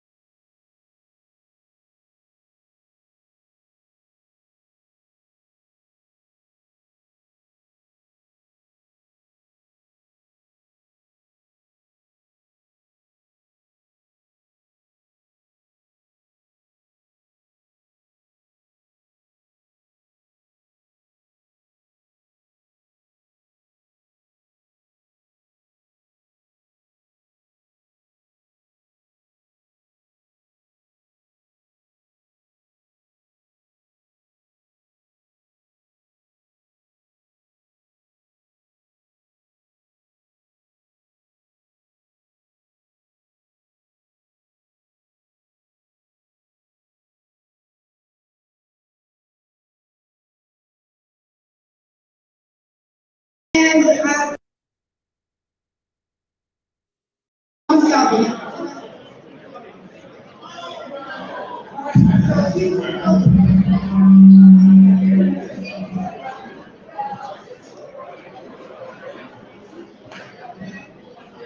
Bear with me 1 second.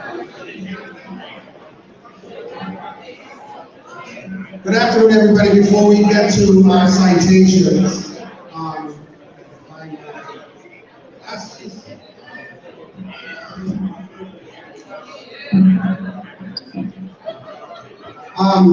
I have a statement from United States Senator Ed Markey, who joined us last year, but couldn't be here today. It's asking me to read this message from him, this personal message he had previously that he couldn't get out of.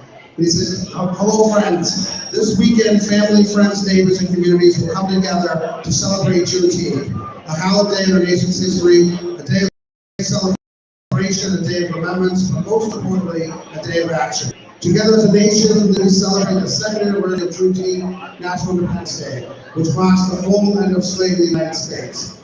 The Emancipation Proclamation was signed into law on January 1st, 1865, but for 2 years, freedom and justice for enslaved Americans in Texas was delayed and denied. Even today, for so many Black Americans, the reality of justice delayed and denial persists. We will never fulfill our potential and our promise as a nation if we continue to ignore the legacy of slavery, total racism, and the injustice and inequity that has defined the founding of the great American experience, and that continue to plague us to this day. In partnership with my colleagues in Congress, the unrelenting advocacy of the Mrs. Holden Lee, I introduced the Juneteenth National Independence Day Act of 2020 to make Juneteenth a federal holiday, not as a day of rest, but as a day of recognition. On this day, we recognize that we commit to the work that lies ahead.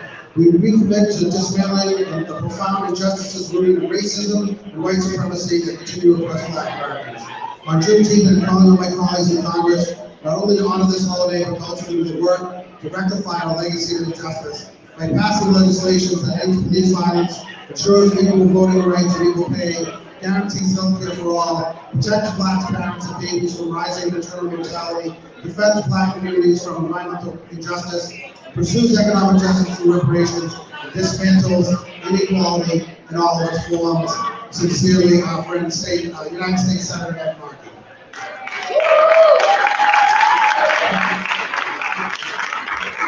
Now I have the honor of just quickly handing out the citations to folks. I know Councilman Mejia is with us. Oh, she is. So I'm turn it over to Councilman Mejia to do the rest of this.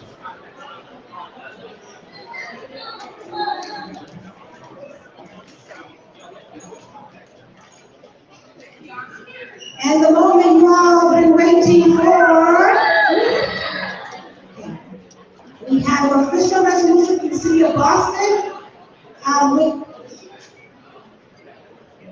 This citation is from Mark Bray White in recognition of your extensive and tireless service as a Boston Center for Youth in Hyde Park and California.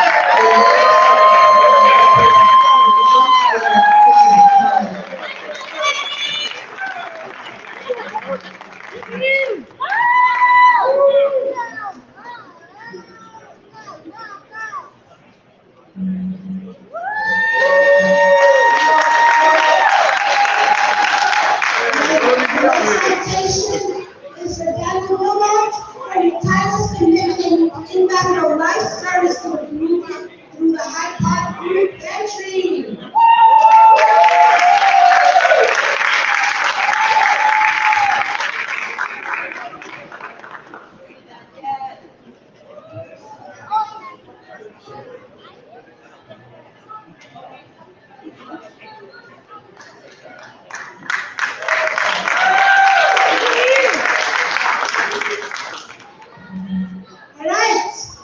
Moving on,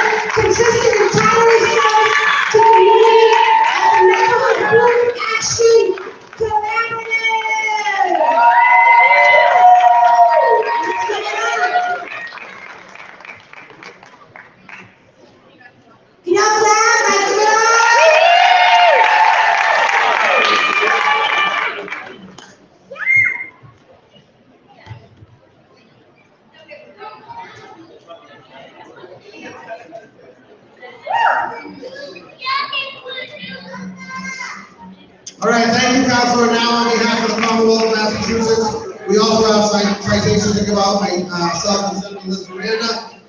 And so the first one we're going to give out is to my really great friend who's sitting right here in the fourth row. No stranger to the Hyde Park community, one of the leaders running our Hyde Park Community Center, who has been involved in many things for the Blue Hills Catholic Collaborative and so many other issues. And most importantly, for the third straight year, fell to me and my team in Hyde Park Youth Basketball in the championship game. Third year in a row we beat them. My good friend Mal O'Neill from the Hyde Park Community Center. Thank you, Matt, for everything you do.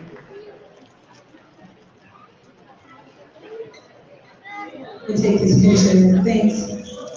Congratulations on that.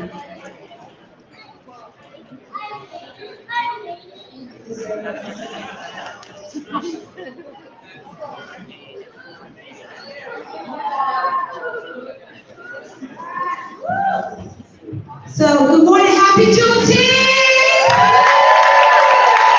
I'm so happy to see the rain in the south, everybody. I have the pleasure and honor to work alongside this guy. He's an amazing representative. Give it up. He's kind of giving me the clip notes of Hyde Park, and it's really great to work with him. And I get the honor to give out the second citation, which goes to a teacher, coach, talent developer, Unified Theater Works. Jermaine, tell us, where are you, Jermaine? Jermaine, yes! And I don't know if you guys know this, but when I was a representative of the Fifth Suffolk, Jermaine owned an amazing restaurant in our district, so he can cook too, y'all. Give it up, Jermaine!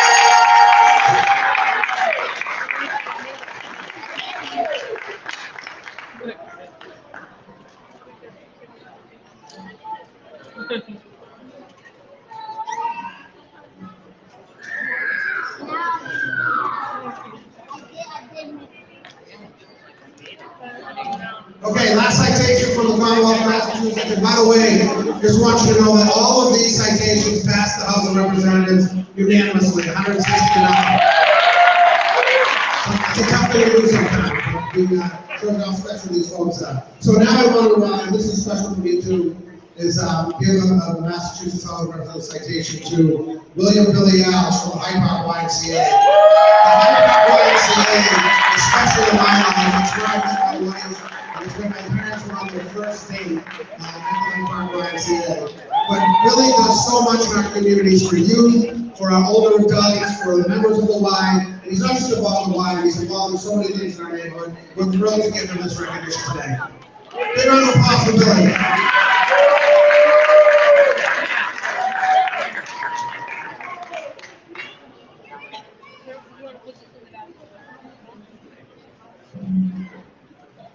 Thank you so much. I have the honor of introducing a very special person to come up to the stage, I believe. Her name is Alondra Boadia, who's currently a student at UMass Boston, born and raised in our city. Alondra found and nurtured her love for writing since she learned her first letters. In January 2020, she was named Boston's first ever Youth Poet Laureate. Alondra uses her writing to highlight social issues that impact her and her community. Through her own work, she demonstrates how creative expression can be a powerful tool for change. Alondra, ¿dónde estás? Give it up!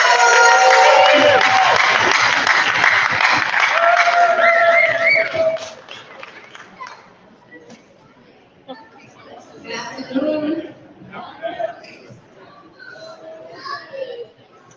This piece is titled, Community Builders, We Give You Your Flowers. My favorite kind of people to honor are those that receive their flowers and take the seeds to plant in the neighborhood gardens.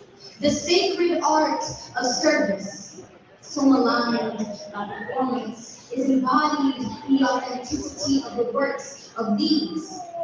These, pulling up weeds entangled in the new growth. These, dressing the overlooked with greater dignity. These, that lay level foundations for incoming generations. The beloved community is to be carried in the heart before it can be realized by blood and sweat. It must be loved first to become the beloved. And who will choose to love what sometimes is so prone to breaking? That which constantly needs restoring. They who sift through the ruins on our block, plant seeds in all of our gardens without intolerance. They have understood that the village can only be loved properly with actions. What better poetry than to name those who are to be honored? Let their names settle reverently on your tongue and be not just admired in your mind, but may they define for you what being the veins of the village means, keeping the hearts of the people in harmony. As you read their names, I implore you to whisper them under your breath till they become a part of you. These are Hyde Park's sons, rising in the wake of yesterday's ruins and shame today. They are the hands and feet of Dr. King Jr. Rob Gonzalo, Jose Mazo, Matsaris del Valle, James Mitchell, Fabian De Pisa, Obi Ojimba, Vicky Gall, Joseph Okafor, Barbara Hamilton, Dean Simpson, Winston Lloyd, Pat Turney, and all those that have been mentioned today in honor, we give you your flowers.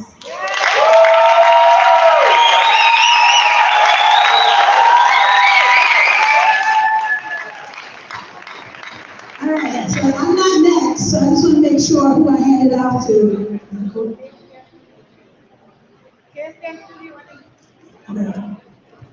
KSS. So we're going to exit the stage. Congratulations again to all the awardees. And we have a special dance troupe. Okay. Okay, so if you're an awardee, please head up, down. Picture time. Head down to go take pictures in the back of the room. And now we're going to make time for KS Dance.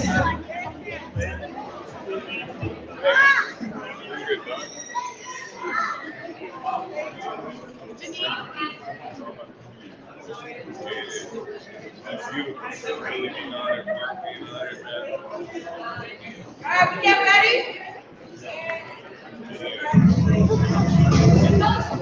Africa Sereno. Africa Sereno.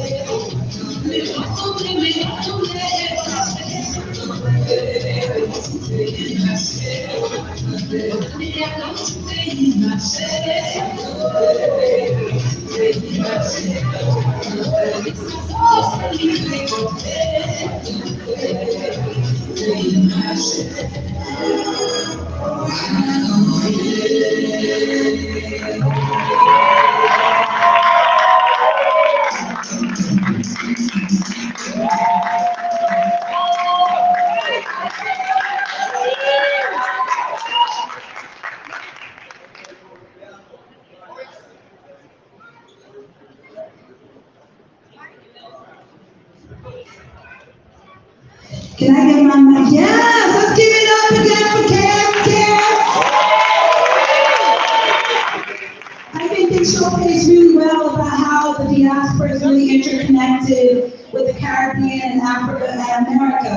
I have the honor of introducing, I'm gonna give it up. Can we give it to the hostess with the mostest? I don't know anyone in my district that can pull on everyone to show up at the same time, like Marcia can. Thank you, Senator, so much. So grateful to you. And as you are in this room, if you have, any of you have family or friends that are in the hall right now? Any of you, raise your hand. If any of you have family or friends who are here but are in the hallways right now? Any of you? Okay, good. So you're gonna want to get them because we have some special things happening. So the first thing I want to say is I want to give it up to Samantha Simpson who stylized these worship art. And we're going to give each of these to the honorees. But we're also going to give each of you some people showing up. Would you come, please? Come, please. So, our sponsors, and these people represent them, our sponsors are here with some great gifts for you. So would you say your name and speak on your behalf? All right, my name is Jerry Dorr. I'm from the New England Aquarium. We're here to show representation within the STEM and ocean science community, as well as to introduce you to some of the biofacts that we have displayed on the table at the moment. Hello, Nia McCormick from the Black Employee Network at Comcast. We have a bunch of giveaways and we're doing a raffle for 2 envelopes. Hi, my name is Daisy.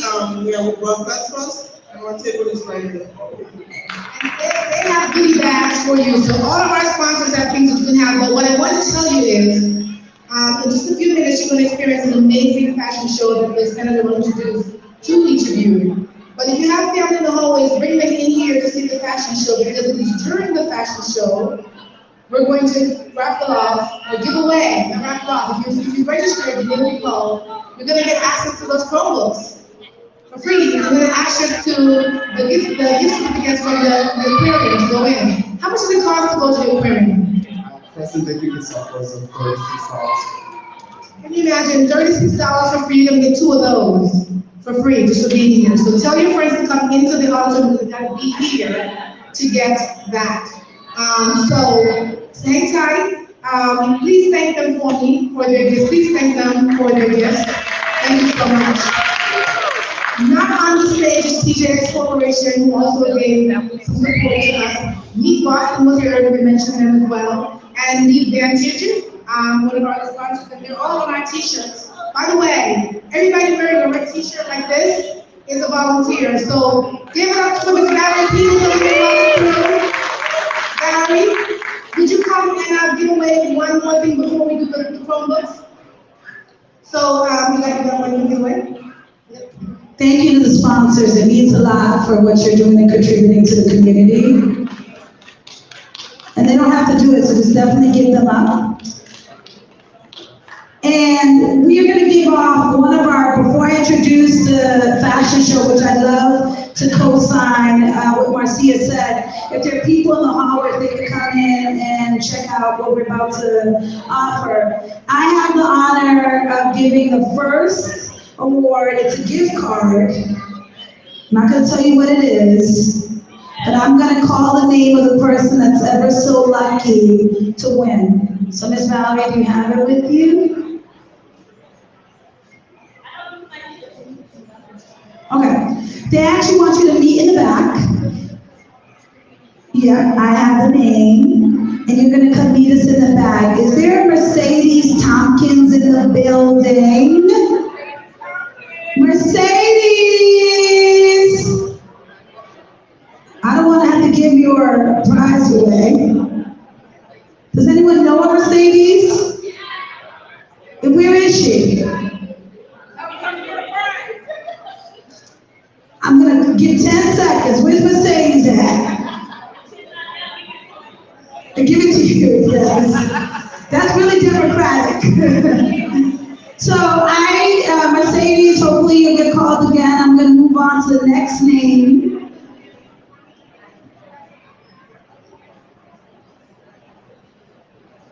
The prize is the Museum of Science tickets, and I want to call Mr. Darryl Moore. I'm going to take this stuff home with me. Darryl Moore, going once. Is that you? 2, going twice. All right, we got to pick one more name. Going 3 times. I'm so sorry, Mercedes and Darryl. Okay, hopefully this one really works. Is there a Jelani organ in the building?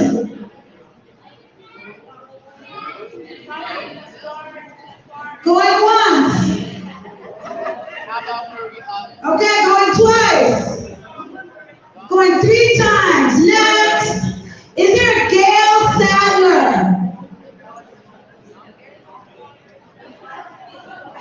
I'm disappointed, y'all. They must be taking coffee breaks or bathroom breaks. In a minute, I'm going to pick someone from the audience, okay?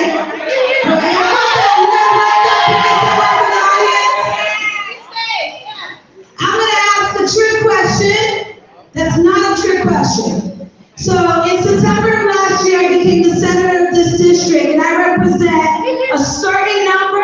How you doing? I used to bother him a lot.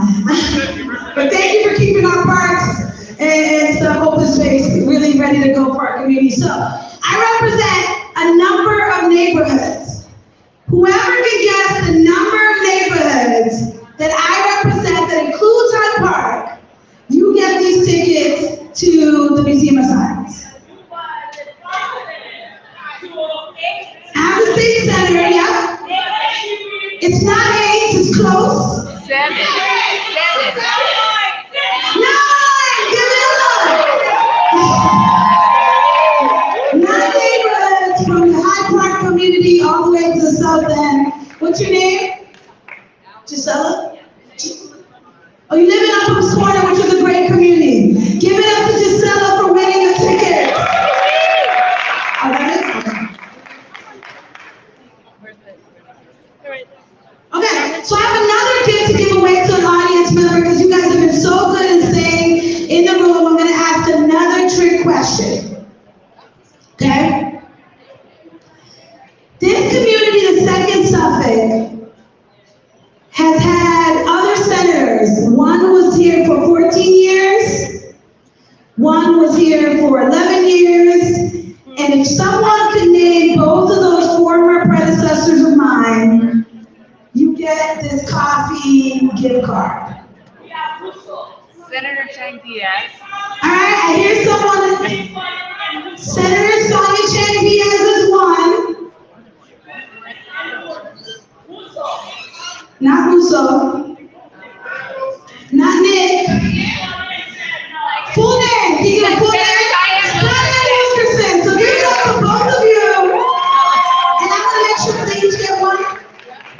All right, you ladies can come up. Give it up to my predecessors. None of us do this work alone. We stand on the shoulders of other people, and so it's important for me to acknowledge both of those women who collectively had 25 years in office before I got here. So thank you all for being good participants. I'm going to give it up to the host. Oh, man. So, I didn't go to this exam school. I went to the John D. O'Brien. Any tech tigers in the building? OP? But I get the honor to introduce a phenomenal step team from a local exam school that I also represent, Boston Latin Academy. Can you guys put your hands together for Boston Latin Academy step team? I'm not gonna get mad at y'all for choosing PLA, but it's all right. I love y'all.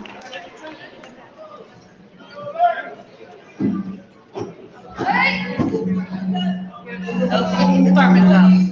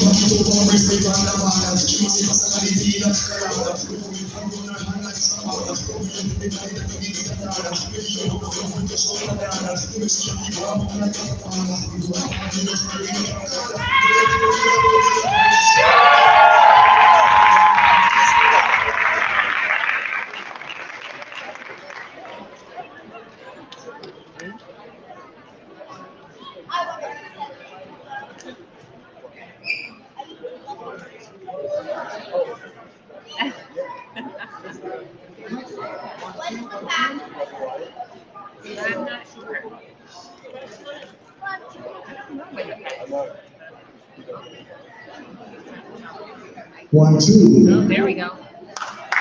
Let's give it up one more time for the State Amazing.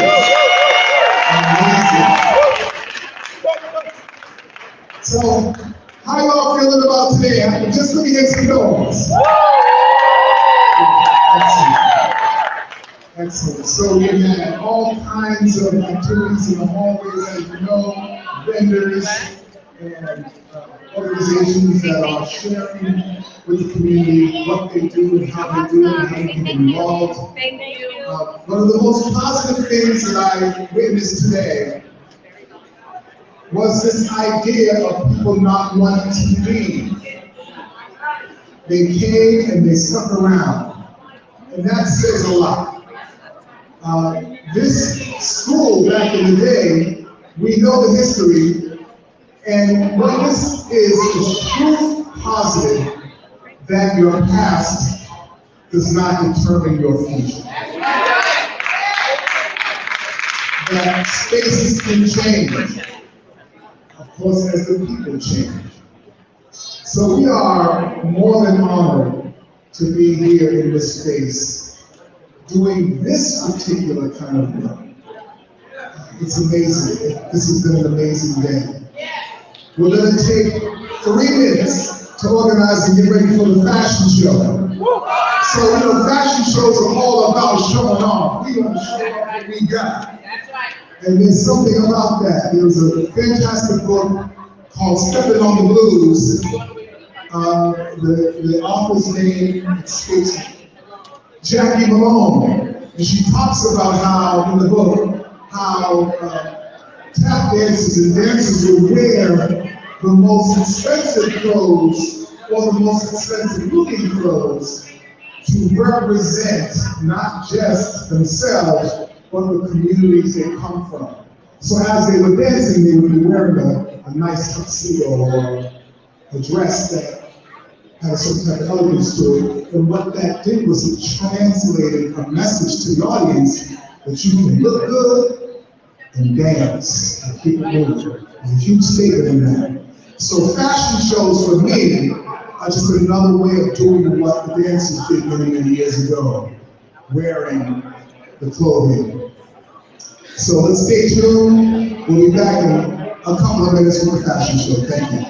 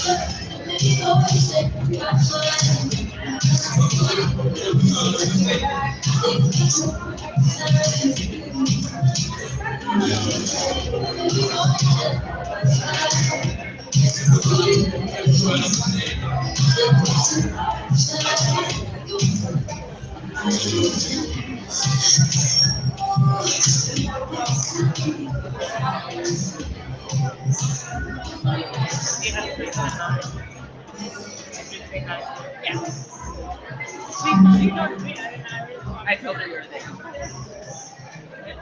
Silly.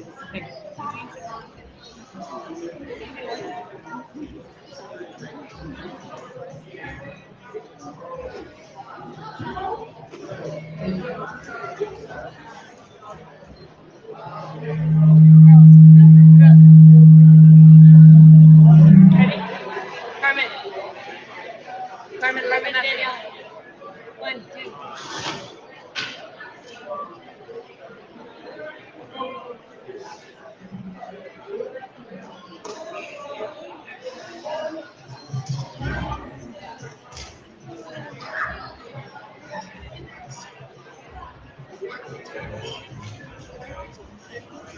Good afternoon, everyone. Good afternoon. What a lovely day, lovely event. And at this moment, I just wanted to take some time to acknowledge, remember, and celebrate the life of our dear friend, sister, Makia Baker Gomez, who recently passed away. Makia has been a long-time community organizer.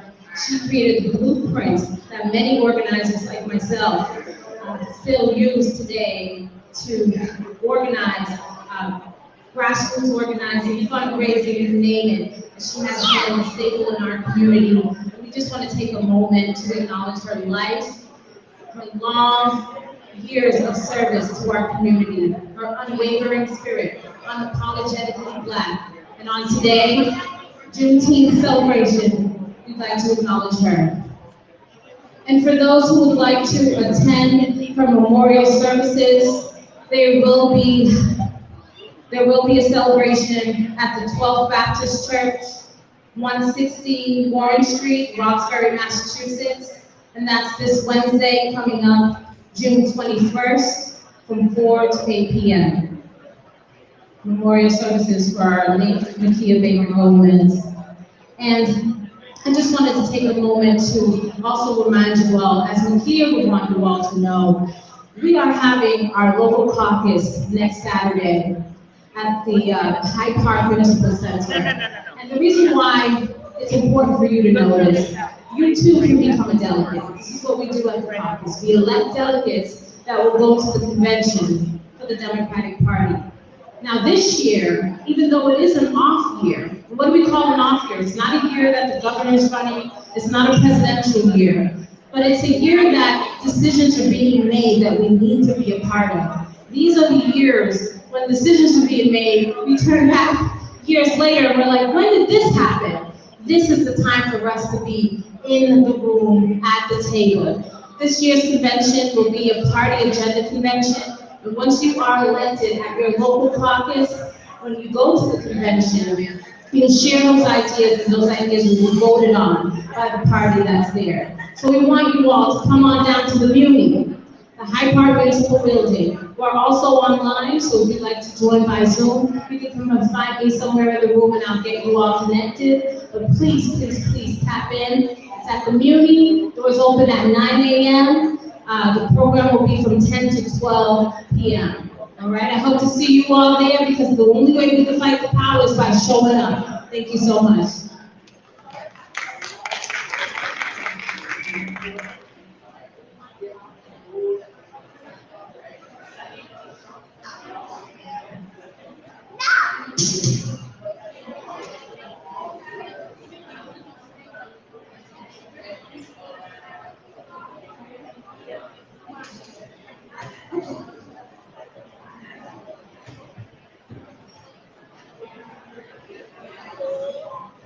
Okay, once again, welcome everyone. I'm SB John, or Sybil. Thank you for being here. We are going to bring up our beautiful fashion show right after I read this introduction for them by Perfected Designs. Tanya Nichols. So Tanya Nichols is a self-taught designer out of Boston, Mass, and a mother of 3. With motivation from her children and her deceased mom as her sole inspiration, she started in perfected designs in September of 2015. Tanya has dedicated her entire life to her deceased mother, who was a plus-size model and had a dream of wanting to be a fashion designer. Each piece was carefully created and is a representation of who her mother was as a woman. She was beautiful, strong, confident, and full of life. Perfectly Perfected Designs is a mix of high-end fashion with an urban edge, making it unique, eclectic, and bold. Let's welcome them to the stage.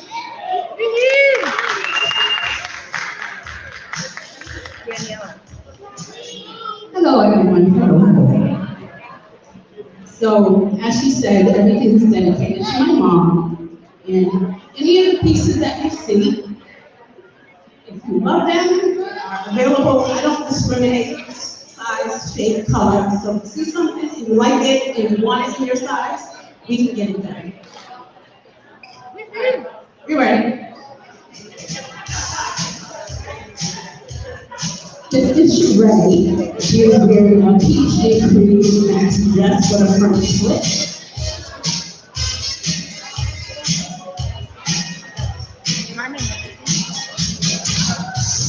It ties around the neck. And the back is open. This should be worn as the card and ladies find out just wanted to wear fabrics.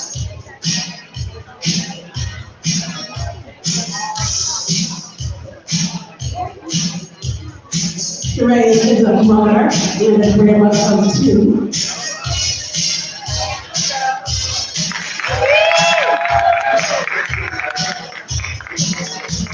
Next up, we have my beautiful niece, Layla. Layla is wearing a black jumpsuit with high waist. This also can be worn ladies night out, date night, and if you just want to practice and wear all black.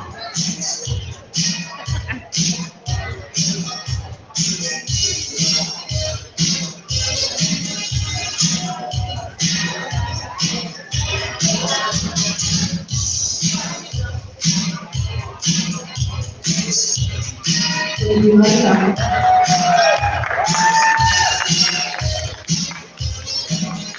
Next up, we have my other beautiful niece, Miss Imani.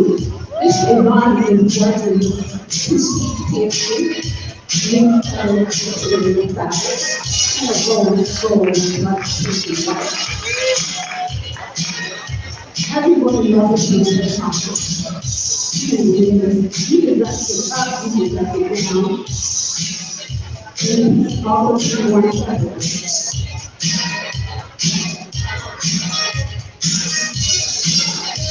Thank you very much.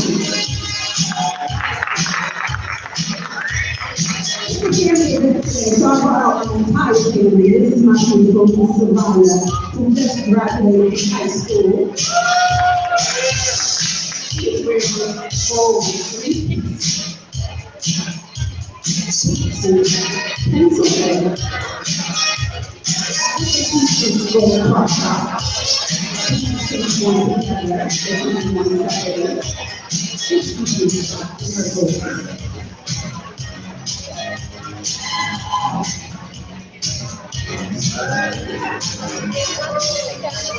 All right,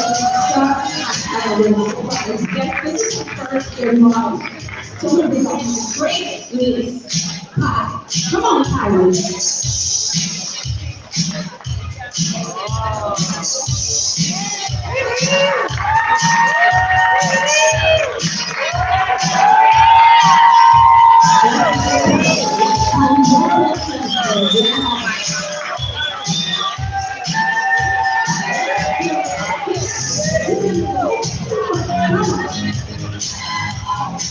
So we're going to give these models to you.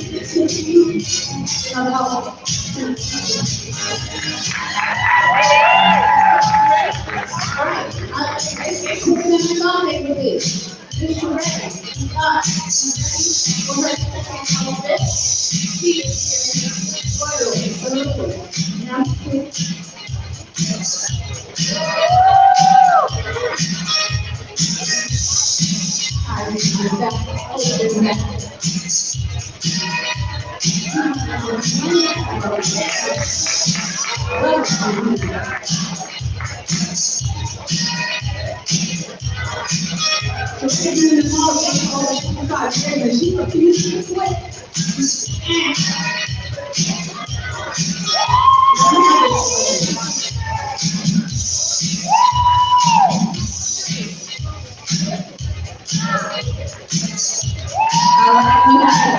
Coming up, after you're ready, it's going up.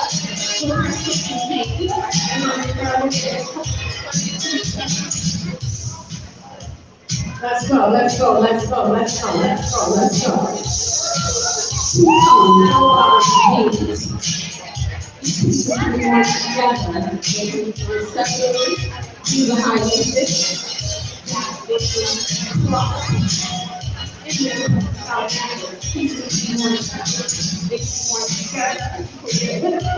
where without that, what you can do.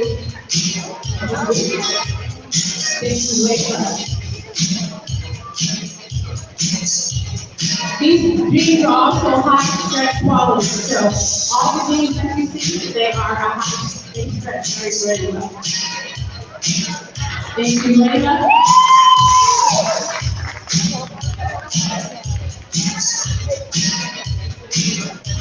All right, we got 2 seconds. Our next model is almost ready.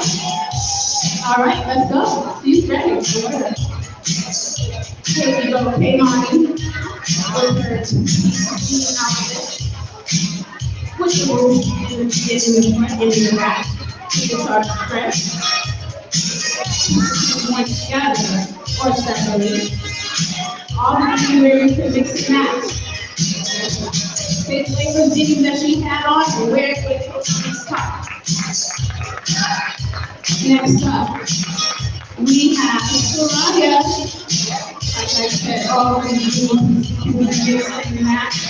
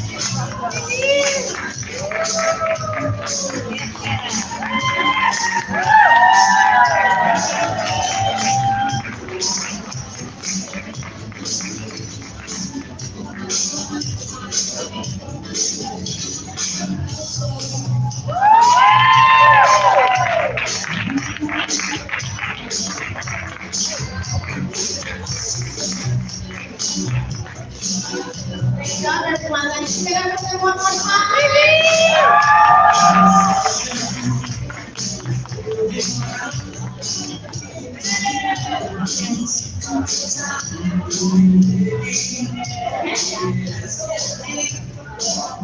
So it looks like we're going to bring up the color guard for the recessional.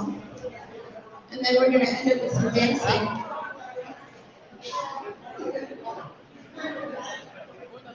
The 54th Regiment.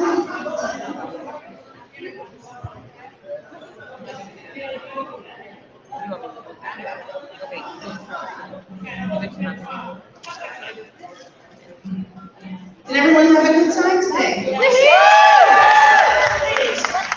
Shout out to the committee, they've done a lot of great work. And all of the vendors, all of the performers. And to you, for coming and celebrating Juneteenth with us.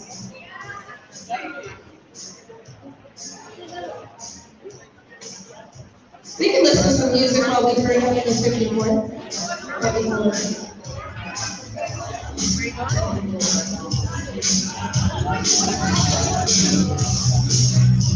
You're gonna go get it.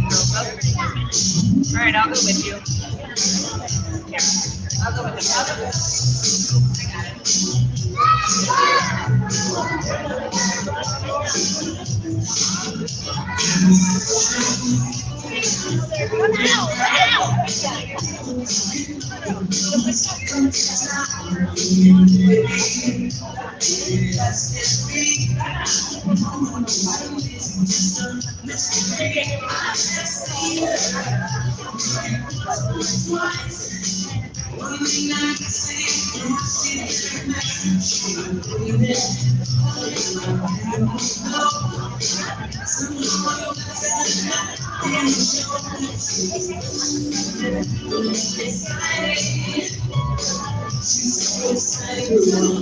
All right, we can bring down the music, my man. Listen, We've got an incredible sound group here, incredible DJ. Let's give it up for the music today, the DJ.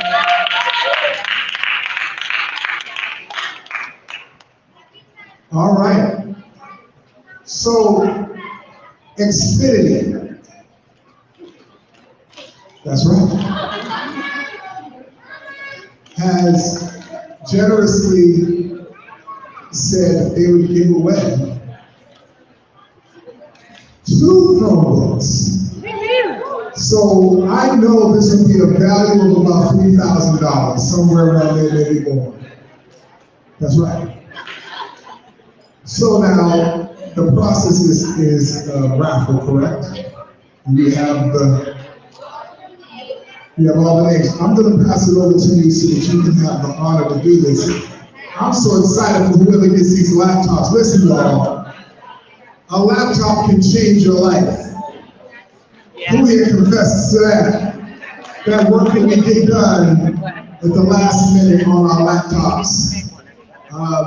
I finally got me one a few years ago to get all my work done, and I haven't stopped. So let me pass it over to you. Have a good time. Thank you, everyone. I'm going to have my first name. The first name is...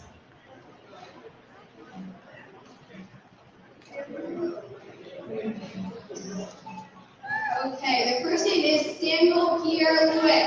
Samuel Pierre Louis. Going once. Going twice. Going Samuel.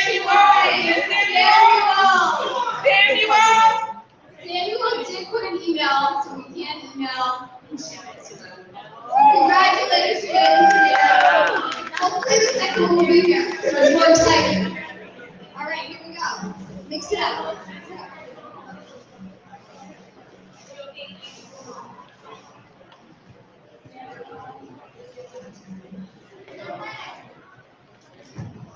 Greta Carter. Greta Carter. Greta Carter. Greta. Oh, she's out. Come on, Greta, come on down. Get your laptop, Greta.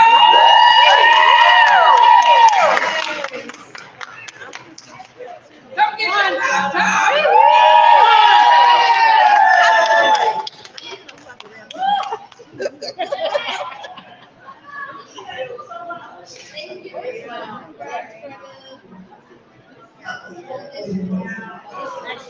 Good job, Greta.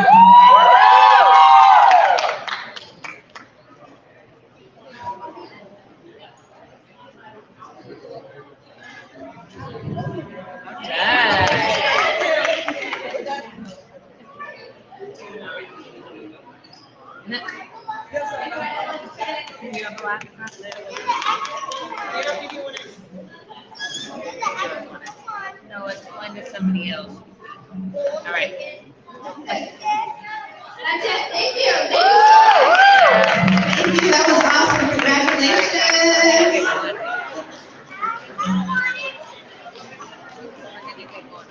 So we can listen to some music. And I think next up we might have some dancers, but we can hear some tunes. Okay.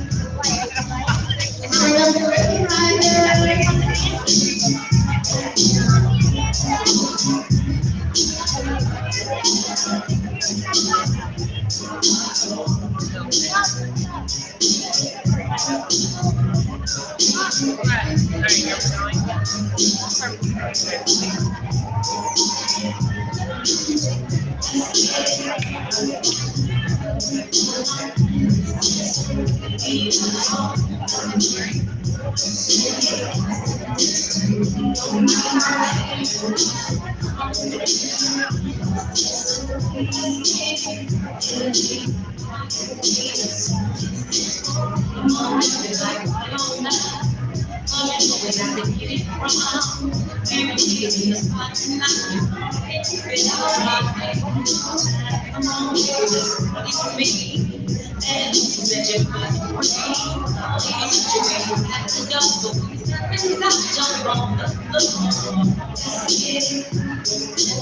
gonna dance with us. Come on, y'all. Let's put up that food. And then we're gonna go up the street to, where we go? Juneteenth Joy. And we're getting on the boat. If y'all wanted to come with us on the cruise around the harbor, we have some tickets left. Come have dinner with us, the more line dancing, the Boston Rhythm Riders. So look us up at Boston Rhythm Riders. You can find us on Tuesdays nights here in Hyde Park Community at Zazz Restaurant from 6 to 10. You also can find us Wednesday at Franklin Park, free to the community, On the Wednesday at Franklin Park, Thursday we're at Hyde Park Community Center, and then Friday mornings we're at Vine Street. So you have 6 opportunities to join us and come learn some beginner friendly line dancing. No excuses, no line dancing will be left behind. Right? We don't bite, so come on. You ready? All right, so we're going to open up with Mr. So Easy. So you can play the music to right camera action. We're going to do one quick demo. This is Patrick. Miss Patrick. This is one of my favorite ones. We just got off the cruise, you guys, with Sail with Soul. So we got a chance to do this one with Mr. Cheek. So we're gonna get on stage. You guys wanna come here? You can come on stage with us. Everyone is welcome. Everyone is welcome. We're coming up here so you can see our feet. Yes?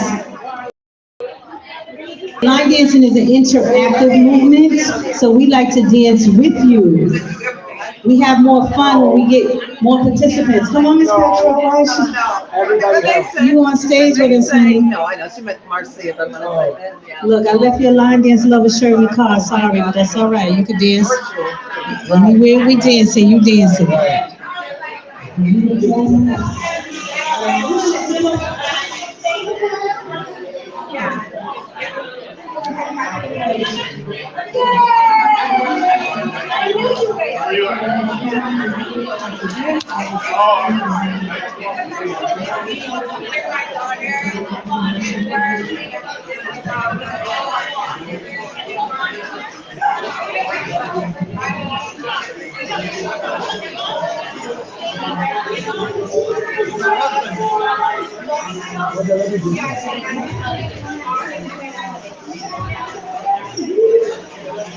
Well done, sir.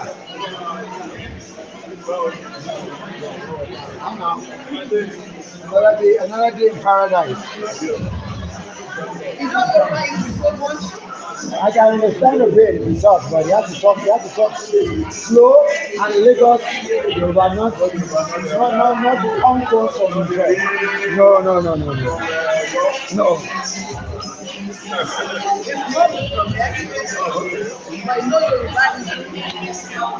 Okay.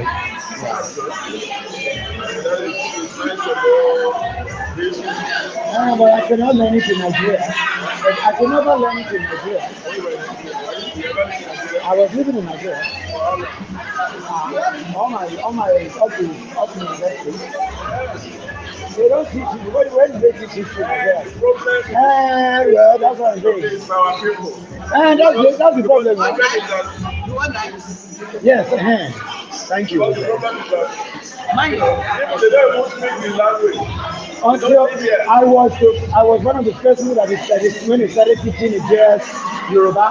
Before that time, you can't learn your local language, vernacular. Right.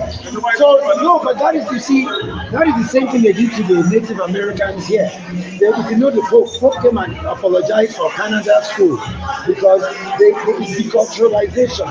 They don't want you to know your culture, and that thing is still affecting us up to today. Because when I was a young man, even to become a singer, you could never come. Can you imagine? We are literally the most.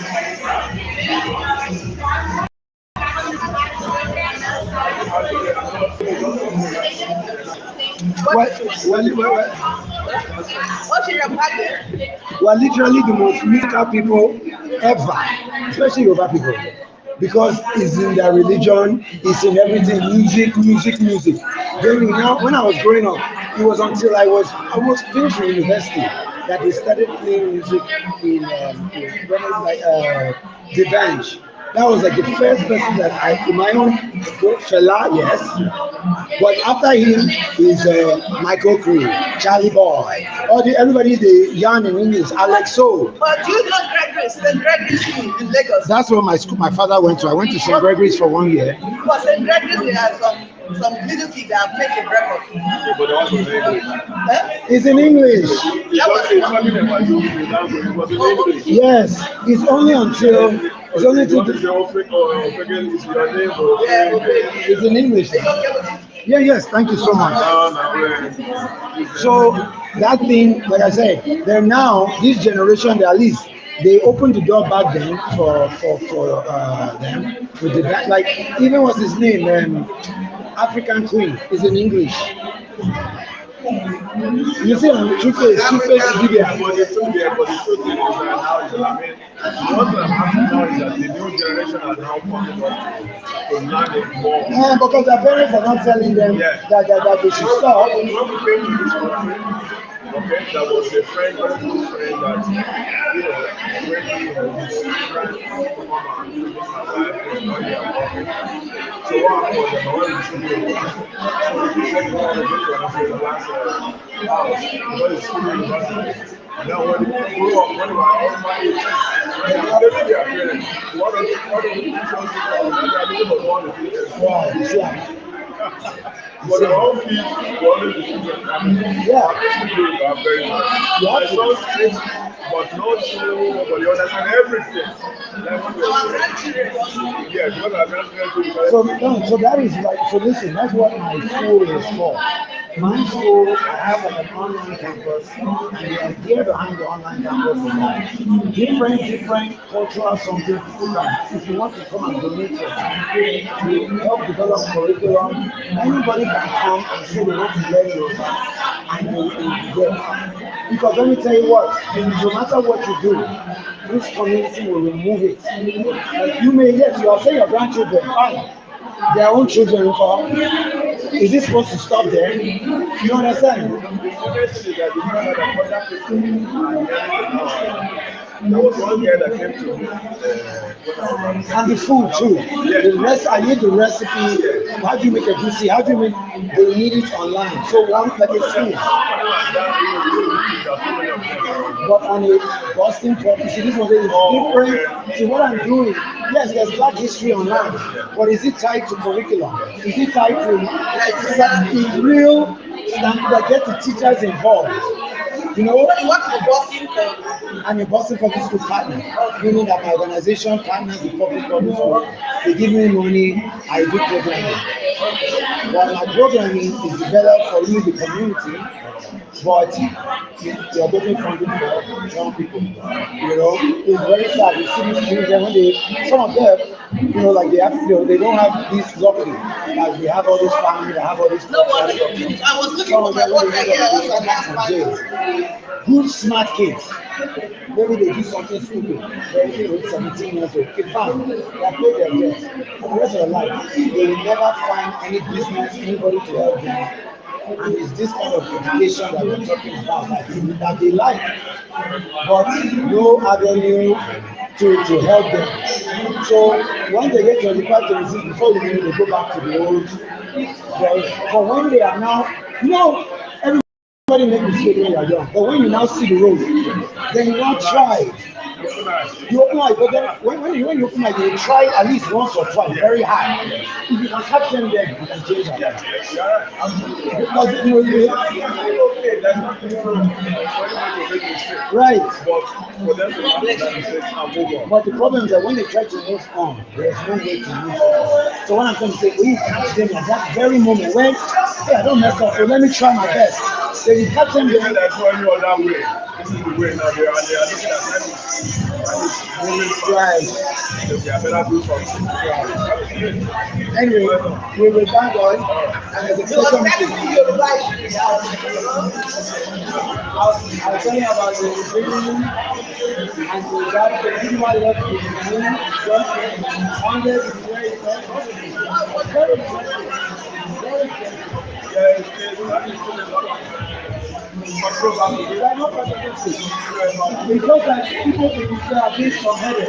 See, who's number one of us? You already know the land is there. That comes from the olden days.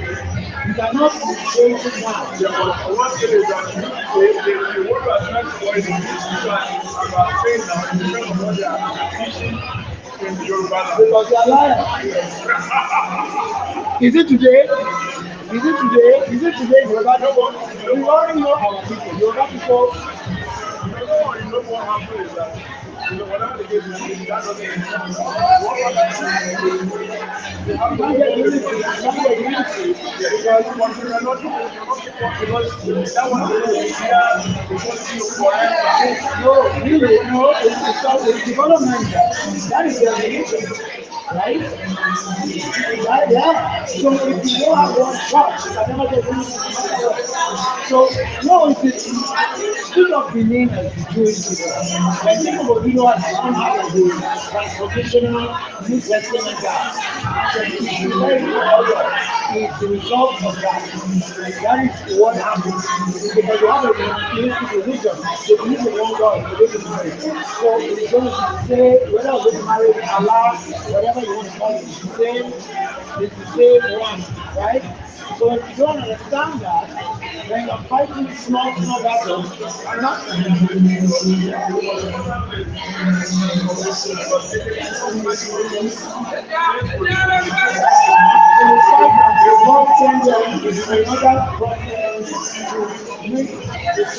That's it.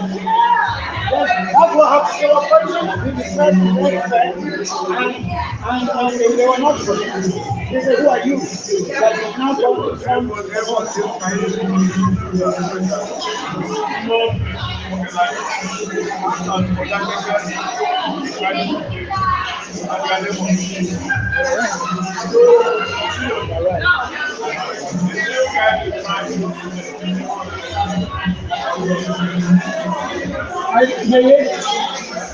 his name is Yeye.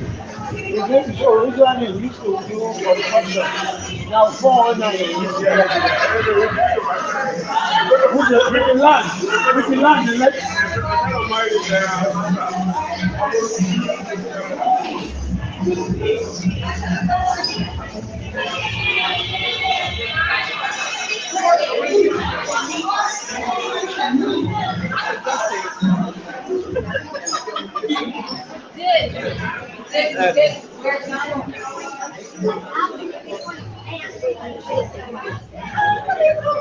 Yeah, we're screaming.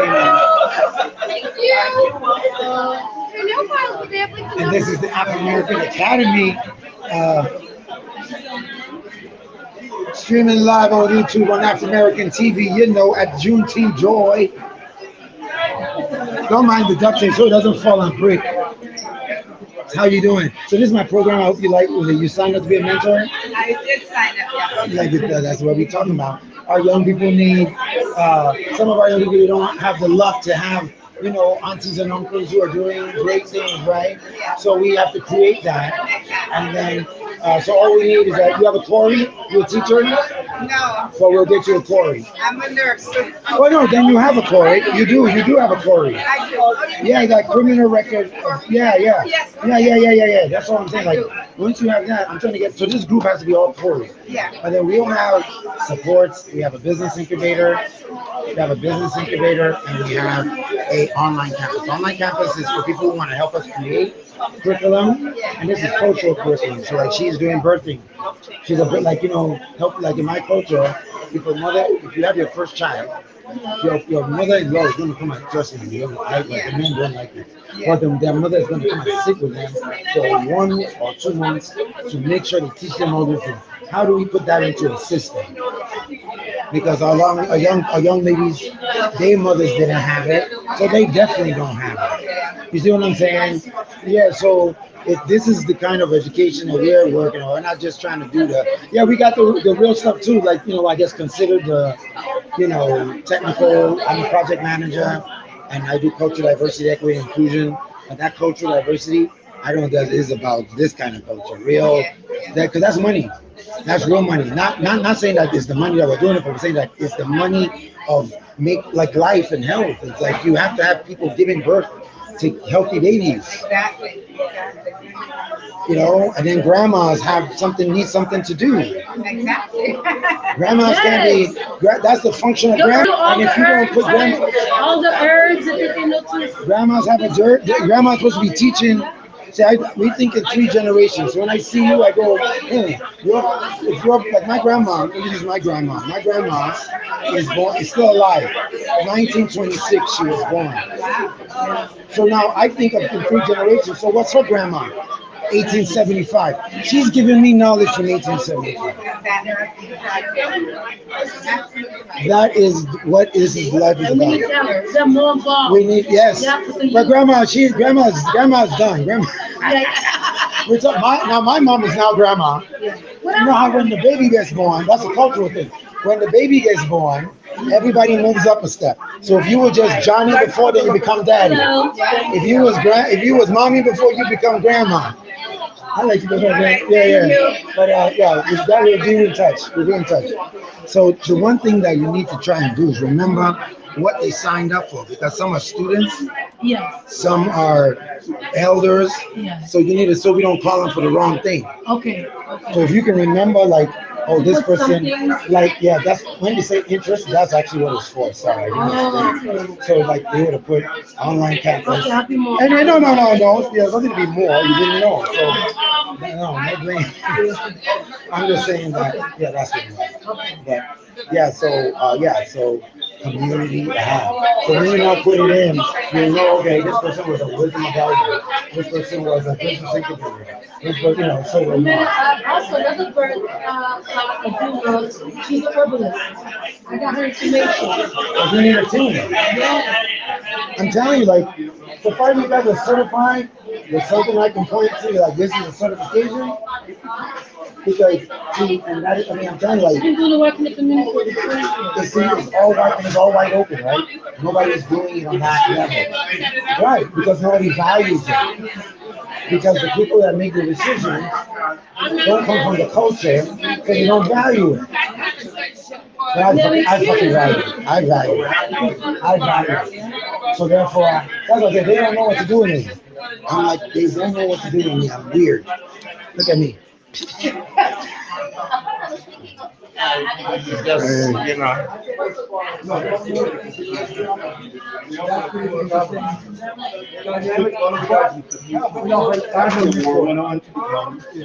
Buffalo soldiers, and they were the Western campaign.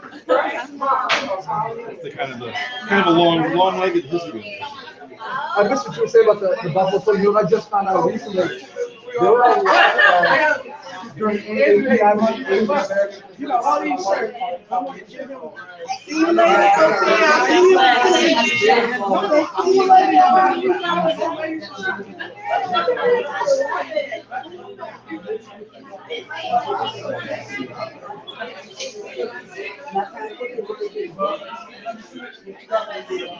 I'm streaming, so I said, let me take a round. Yes. You're live on Afrimerican TV. Hi, everybody. All right. Welcome to Juneteenth. Right. I need your help. You want to use me for my height. Don't just tell me what it is. Don't just use me. Actually, Marcia wanted to know if you knew what the logistics were regarding the room after it's used. Well, we need to gather our people that said they were here to this thing and then clean up. I mean, I'm ready to start. There's no logistics. I mean, we just need to clean up. What do you mean, like logistics? Like, oh, like what are the materials? I want to just go around the other side and make sure that I get everybody. This was inside the whole time, and I gotta get money to.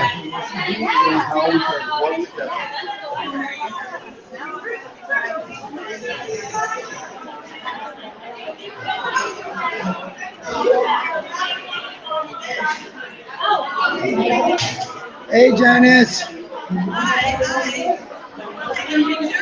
You got your picture taken? Oh.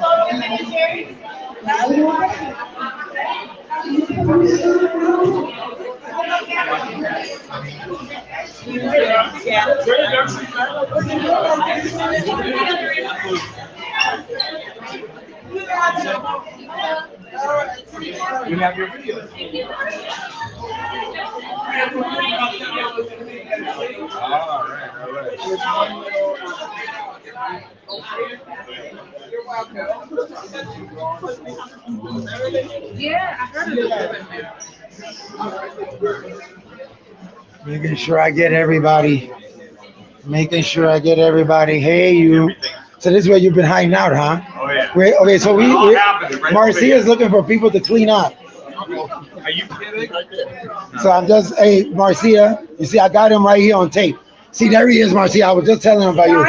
I need you now for him, right, please. Where? Tell me to clean up. No. We're gonna do a group thing, group picture and group thing. Let's go in the auditorium, please. Okay. That and everything. I need Okay. 5 minutes. All right, fine. No, I just wanted to make sure that I get everybody. Just trying to get everybody. Excuse me. Thank you. Sorry. No, don't be sorry. Oh, these are so pretty. Yeah. Okay. Well done, no. Hello. No wahala, eh? No wahala. Thank you so much. I hope everything went well for you guys. Yes, it did. Fantastic. Right on camera. This was very nice. Marcia, no, don't, everybody's, no. I drew something on you guys did all the oh, stop it. I really don't, you guys should stop it, honestly. Because it's not true. It's not true.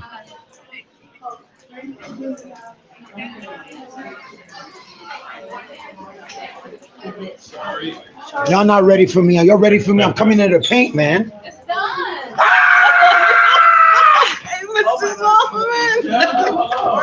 Okay, sorry. That was a reflex. I'm fine. This is Miss Henry. She's awesome. All right, no problem. Well, I think y'all, I'm gonna come and find y'all, and I'm gonna come do my own painting. Right. That's because your classroom always had AC. My classroom didn't have no AC. Right. She wants us to do a group picture. Where though? I don't know. I like it. No.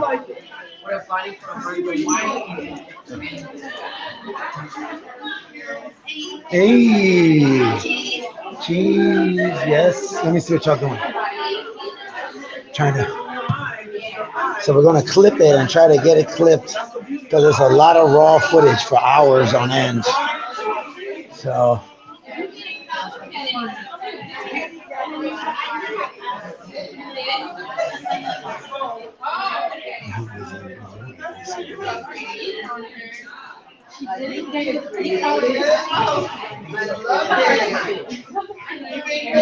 All right. Okay. Where's yours? Oh no, go ahead. Where's the library? Okay, I don't think there's no library here.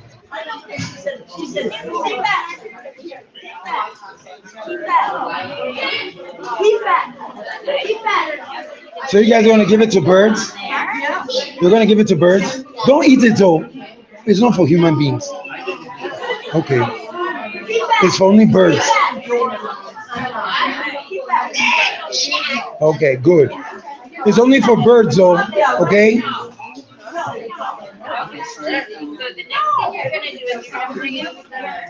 They're looking at me like, it's so serious. Well, I'm like, hey, it's only birds. Don't eat it.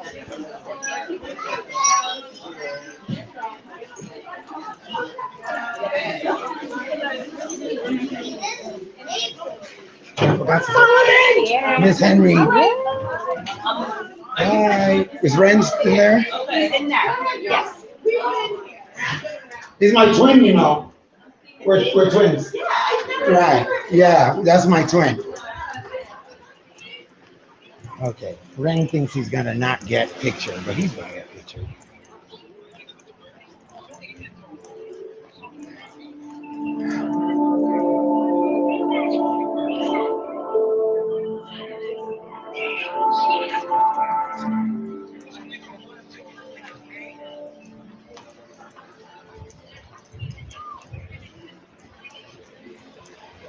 So we weren't supposed to take pictures, apparently, but I was just remembering him.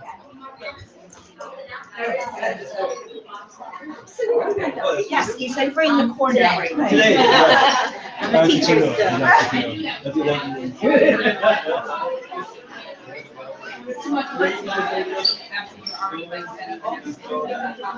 Right.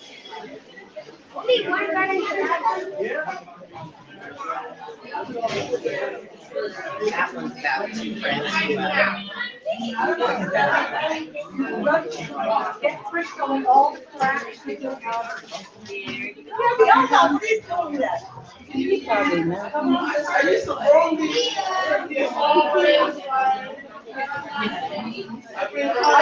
I've never been in here in my life. No. That's what they're there for. Kids are there for that. Bye, Miss Henry. Ruby, wonderful as usual.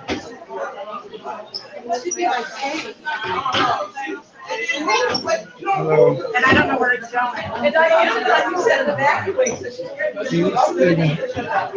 Oh, he's trying to get by, guys. No, I'm not. I thought I heard you say excuse me. No. I said something like that. I'm glad you didn't hear that.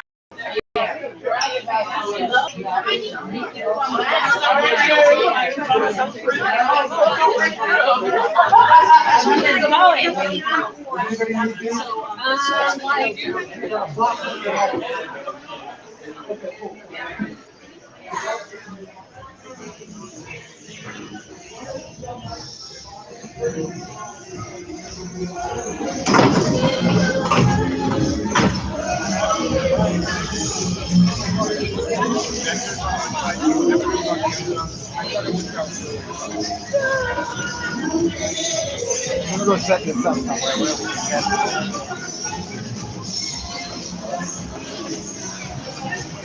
We on the move, Friday! I know, I want to set this up. Everyone to the stage, please. Everyone to the stage. We'd like to take a small picture, and we're gonna keep it with a nice little again, and next slide. I can't electrify. We can get to the stage.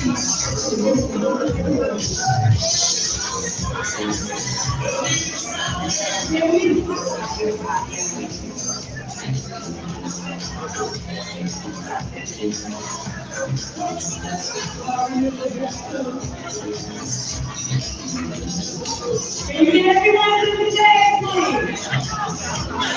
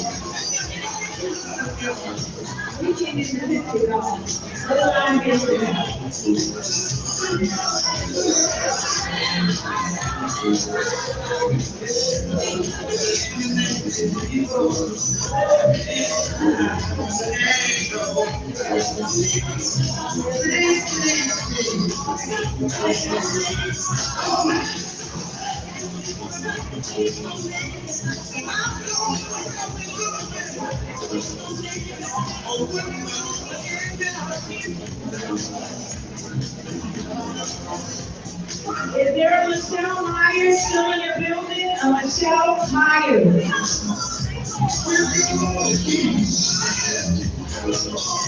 Can you run to the stage, please? My name.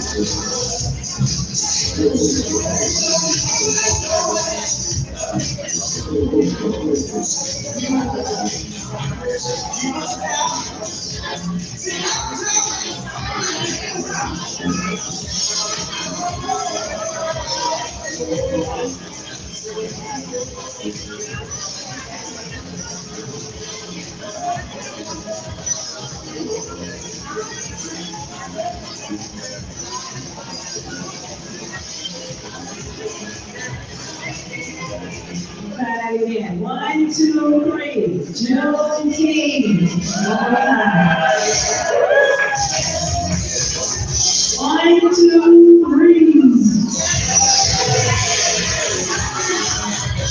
All right, can we get in the next one, please? Can we get in the poetry that?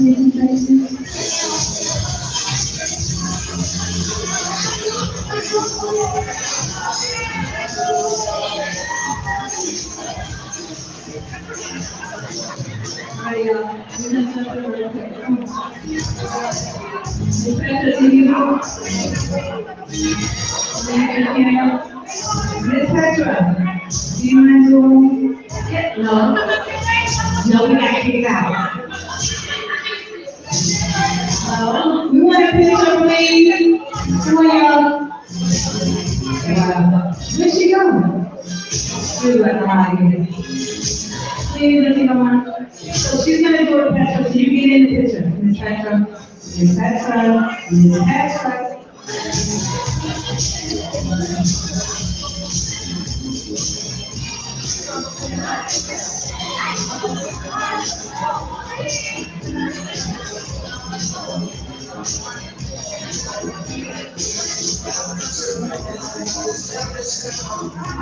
One more, Miss Petra, you get? All right, we're gonna take it out. Don't go away. Nobody knew, nobody did her. We're gonna take it out with the electric slide. And we're gonna do it, and I'm gonna teach you real quick. No excuses. We're gonna do it till before I let go. She said the electrical cha-cha. Yes. So it looks like this. To the right. 2 and 3 and 4 in left. 2 and 3 and 4. Take it back. 2 and 3 and 4. And the left is leading. We're going to do that once again. There's some people who don't know it, so don't assume. 5, 6, walk to your right and right. 2 and 3 and left. Take it back, leaning on your right. We're going to tap, now go down, bring it up, kick, and walk in the lead. And left. Take it back. Come on, we together. Go down, bring it up, kick and turn. Kick and right, 2 and 3 and 4 and left. 2 and 3, take it back on your right. 2 and 3, dip down, go down, now bring it up, kick and turn. 2 and 3 and 4. All right, y'all ready? See? She got your one-on-one certificate already. 9 days, lovers, let's go. Watch the middle riders, we here. No, we want the Beyonce one. It's more lively. The Beyonce remix before I let go.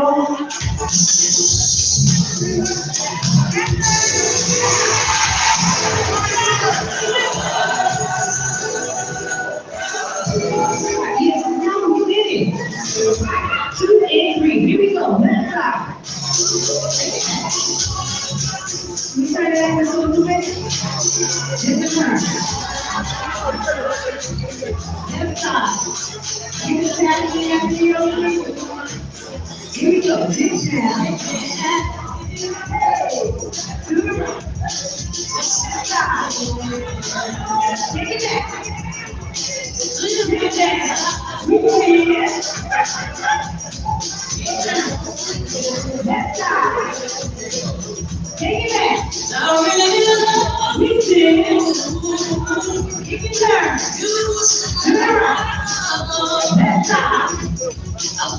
Take it back. We did. Celebrate it together, all of your hard work. To the left. Give it. You did.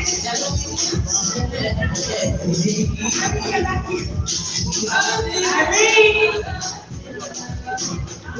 Don't get in trouble like this.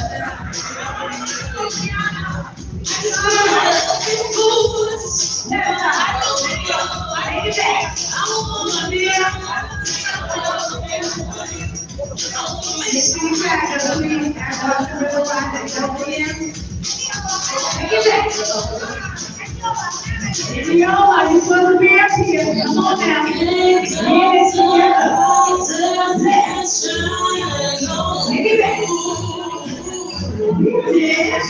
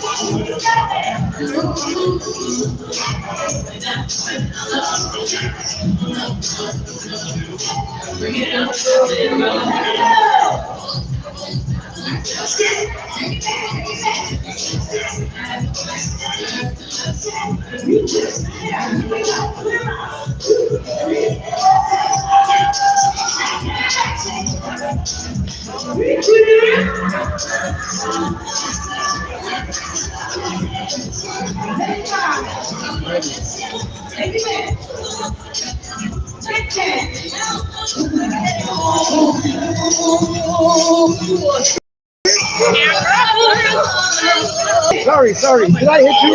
I'm so sorry. I'm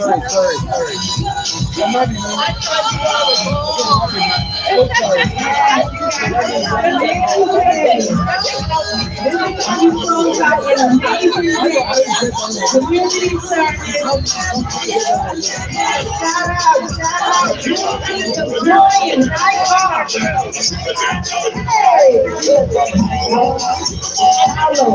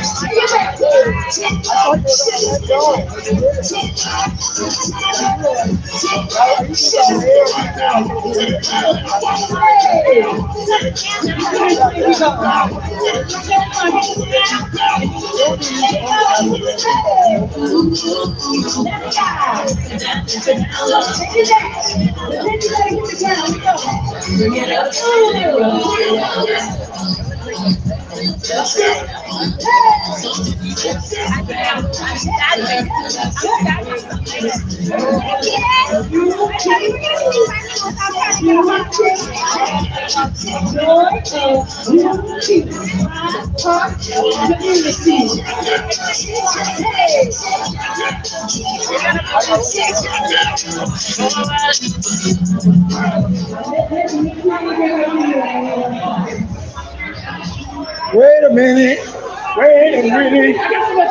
I gotta have some of this. Wait a minute. I want some of the catfish. I heard there was some catfish. Can I get a witness on the catfish? My taste buds want to be free. They want to be free. My taste buds want to be free on Juneteenth. Right.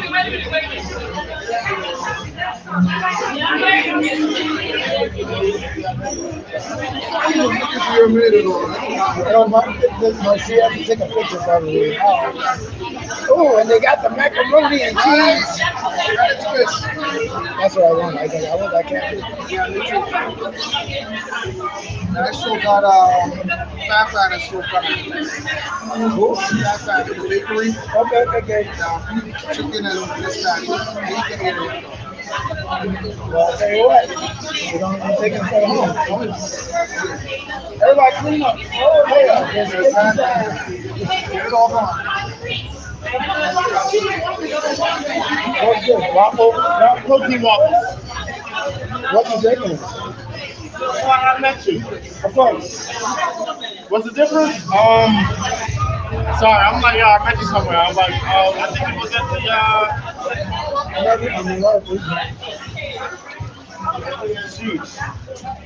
You from 54? No, we're right next to these people, but I think I met you like on another whole like. Well, I hope it ain't. No, I hope it's on the up and up. Not that I do anything else. I don't do up and up. I'm just trying to say. It was on the up and up. I'm in my head. I'm like, I don't want to put you in a. No, don't worry about it. Protein waffles. Protein waffles. With our black corn and melon protein chocolate.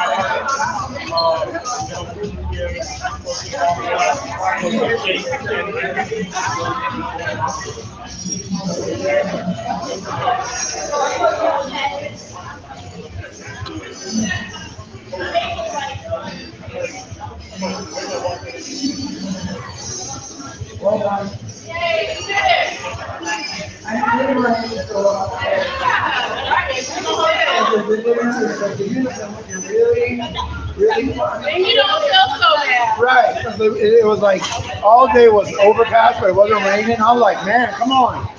Something. You want it to be worse? Right. It worked out right. It was a good turnout. Imagine it being super hot outside.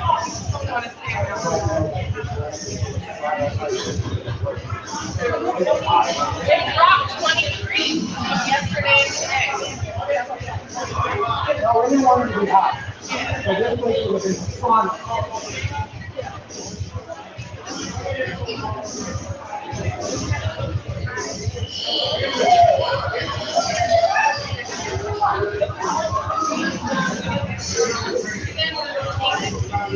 I need water. I need water. Okay, I'm dying. No, don't worry about it, Manny. Thank you. People that care hook me up with something to drink.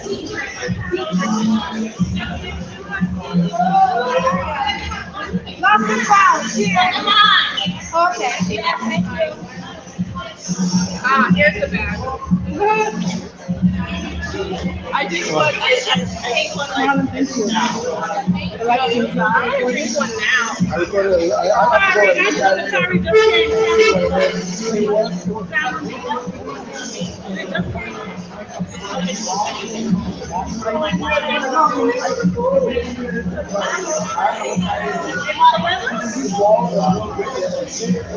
So anyway, like I said, I think the basic is it. So yeah, I hear what you're trying to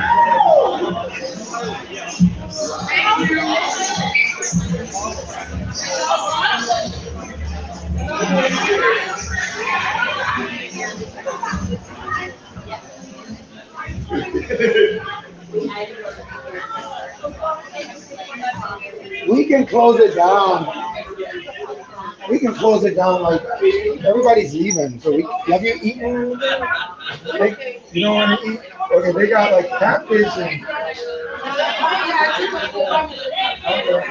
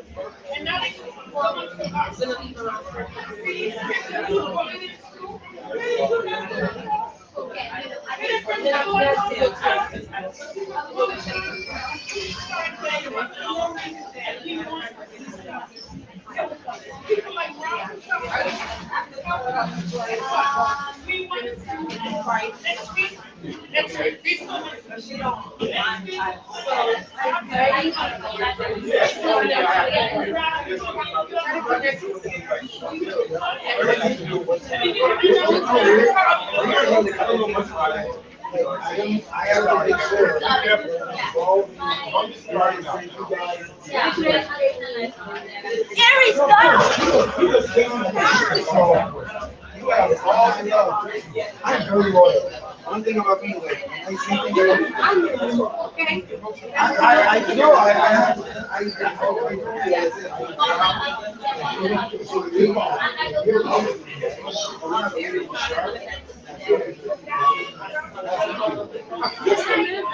I was a journal. I don't want to read, you know. I was trying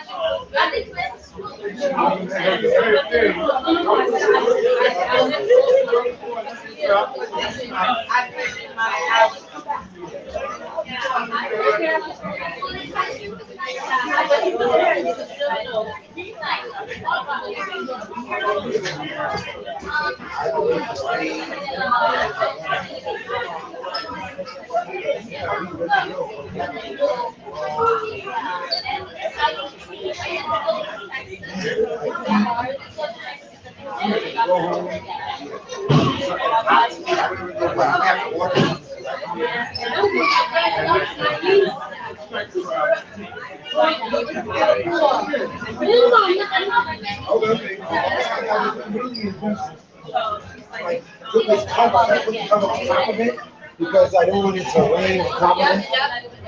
I live like I walk here because it's like literally like 5 or 6 minutes walk. So I just gotta put this. Yeah, I'm on like Blue Hill Ave. Oh, I want to take that. Yeah, I want to take that because that is my memento. Yes. Everybody is giving me so much credit, but it's too much credit. I mean, I know what they're doing and I appreciate it, but it's too much. You appreciating the work. Yeah, Hold on, let me take this out. everybody, I just did Oh, really? I know that they did most of the work, and I organized it, they kind of repeated us, and I understand. But then these guys did a lot of work, way more work. I just did not.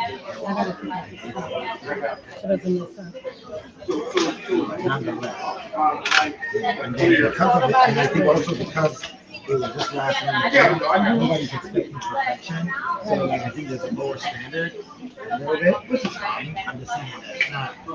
I don't think I know when I do a great job. This doesn't feel like. Really? Does it? I don't feel like it. I mean, it's great. I mean, I love this process. I just don't feel like. A lot of people like they're really interested in more information. This thing is, like I said, this is data. So like you know how you always hear, you never hear about no checks, like teaching kids about checks and things. Yeah. You heard that just in the streets, right? Yeah. That is data. So put it in our schools. It's like no brainer. It's not about what I want. So like one thing people need to learn about is Like debates or like my kids are like supposed to debate. That's what general.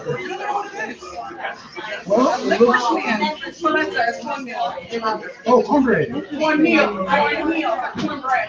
It's cornbread. It's my mama colored cornbread. It's not cornbread. Oh, grandma colored cornbread. I'm definitely gonna call it cornbread. It's a lentil. Lentil? With lentil. Oh. It's cornmeal. It ain't no cornbread. It's not This ain't cornbread. This ain't cornbread. I thought it was cornbread.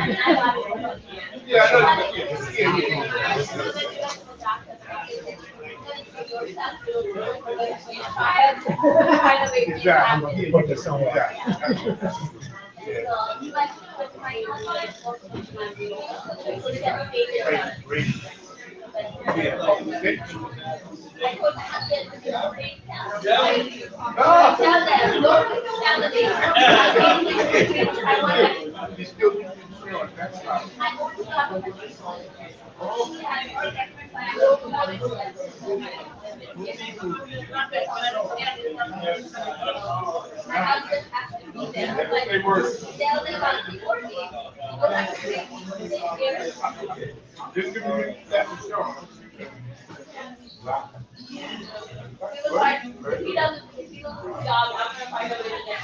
You will.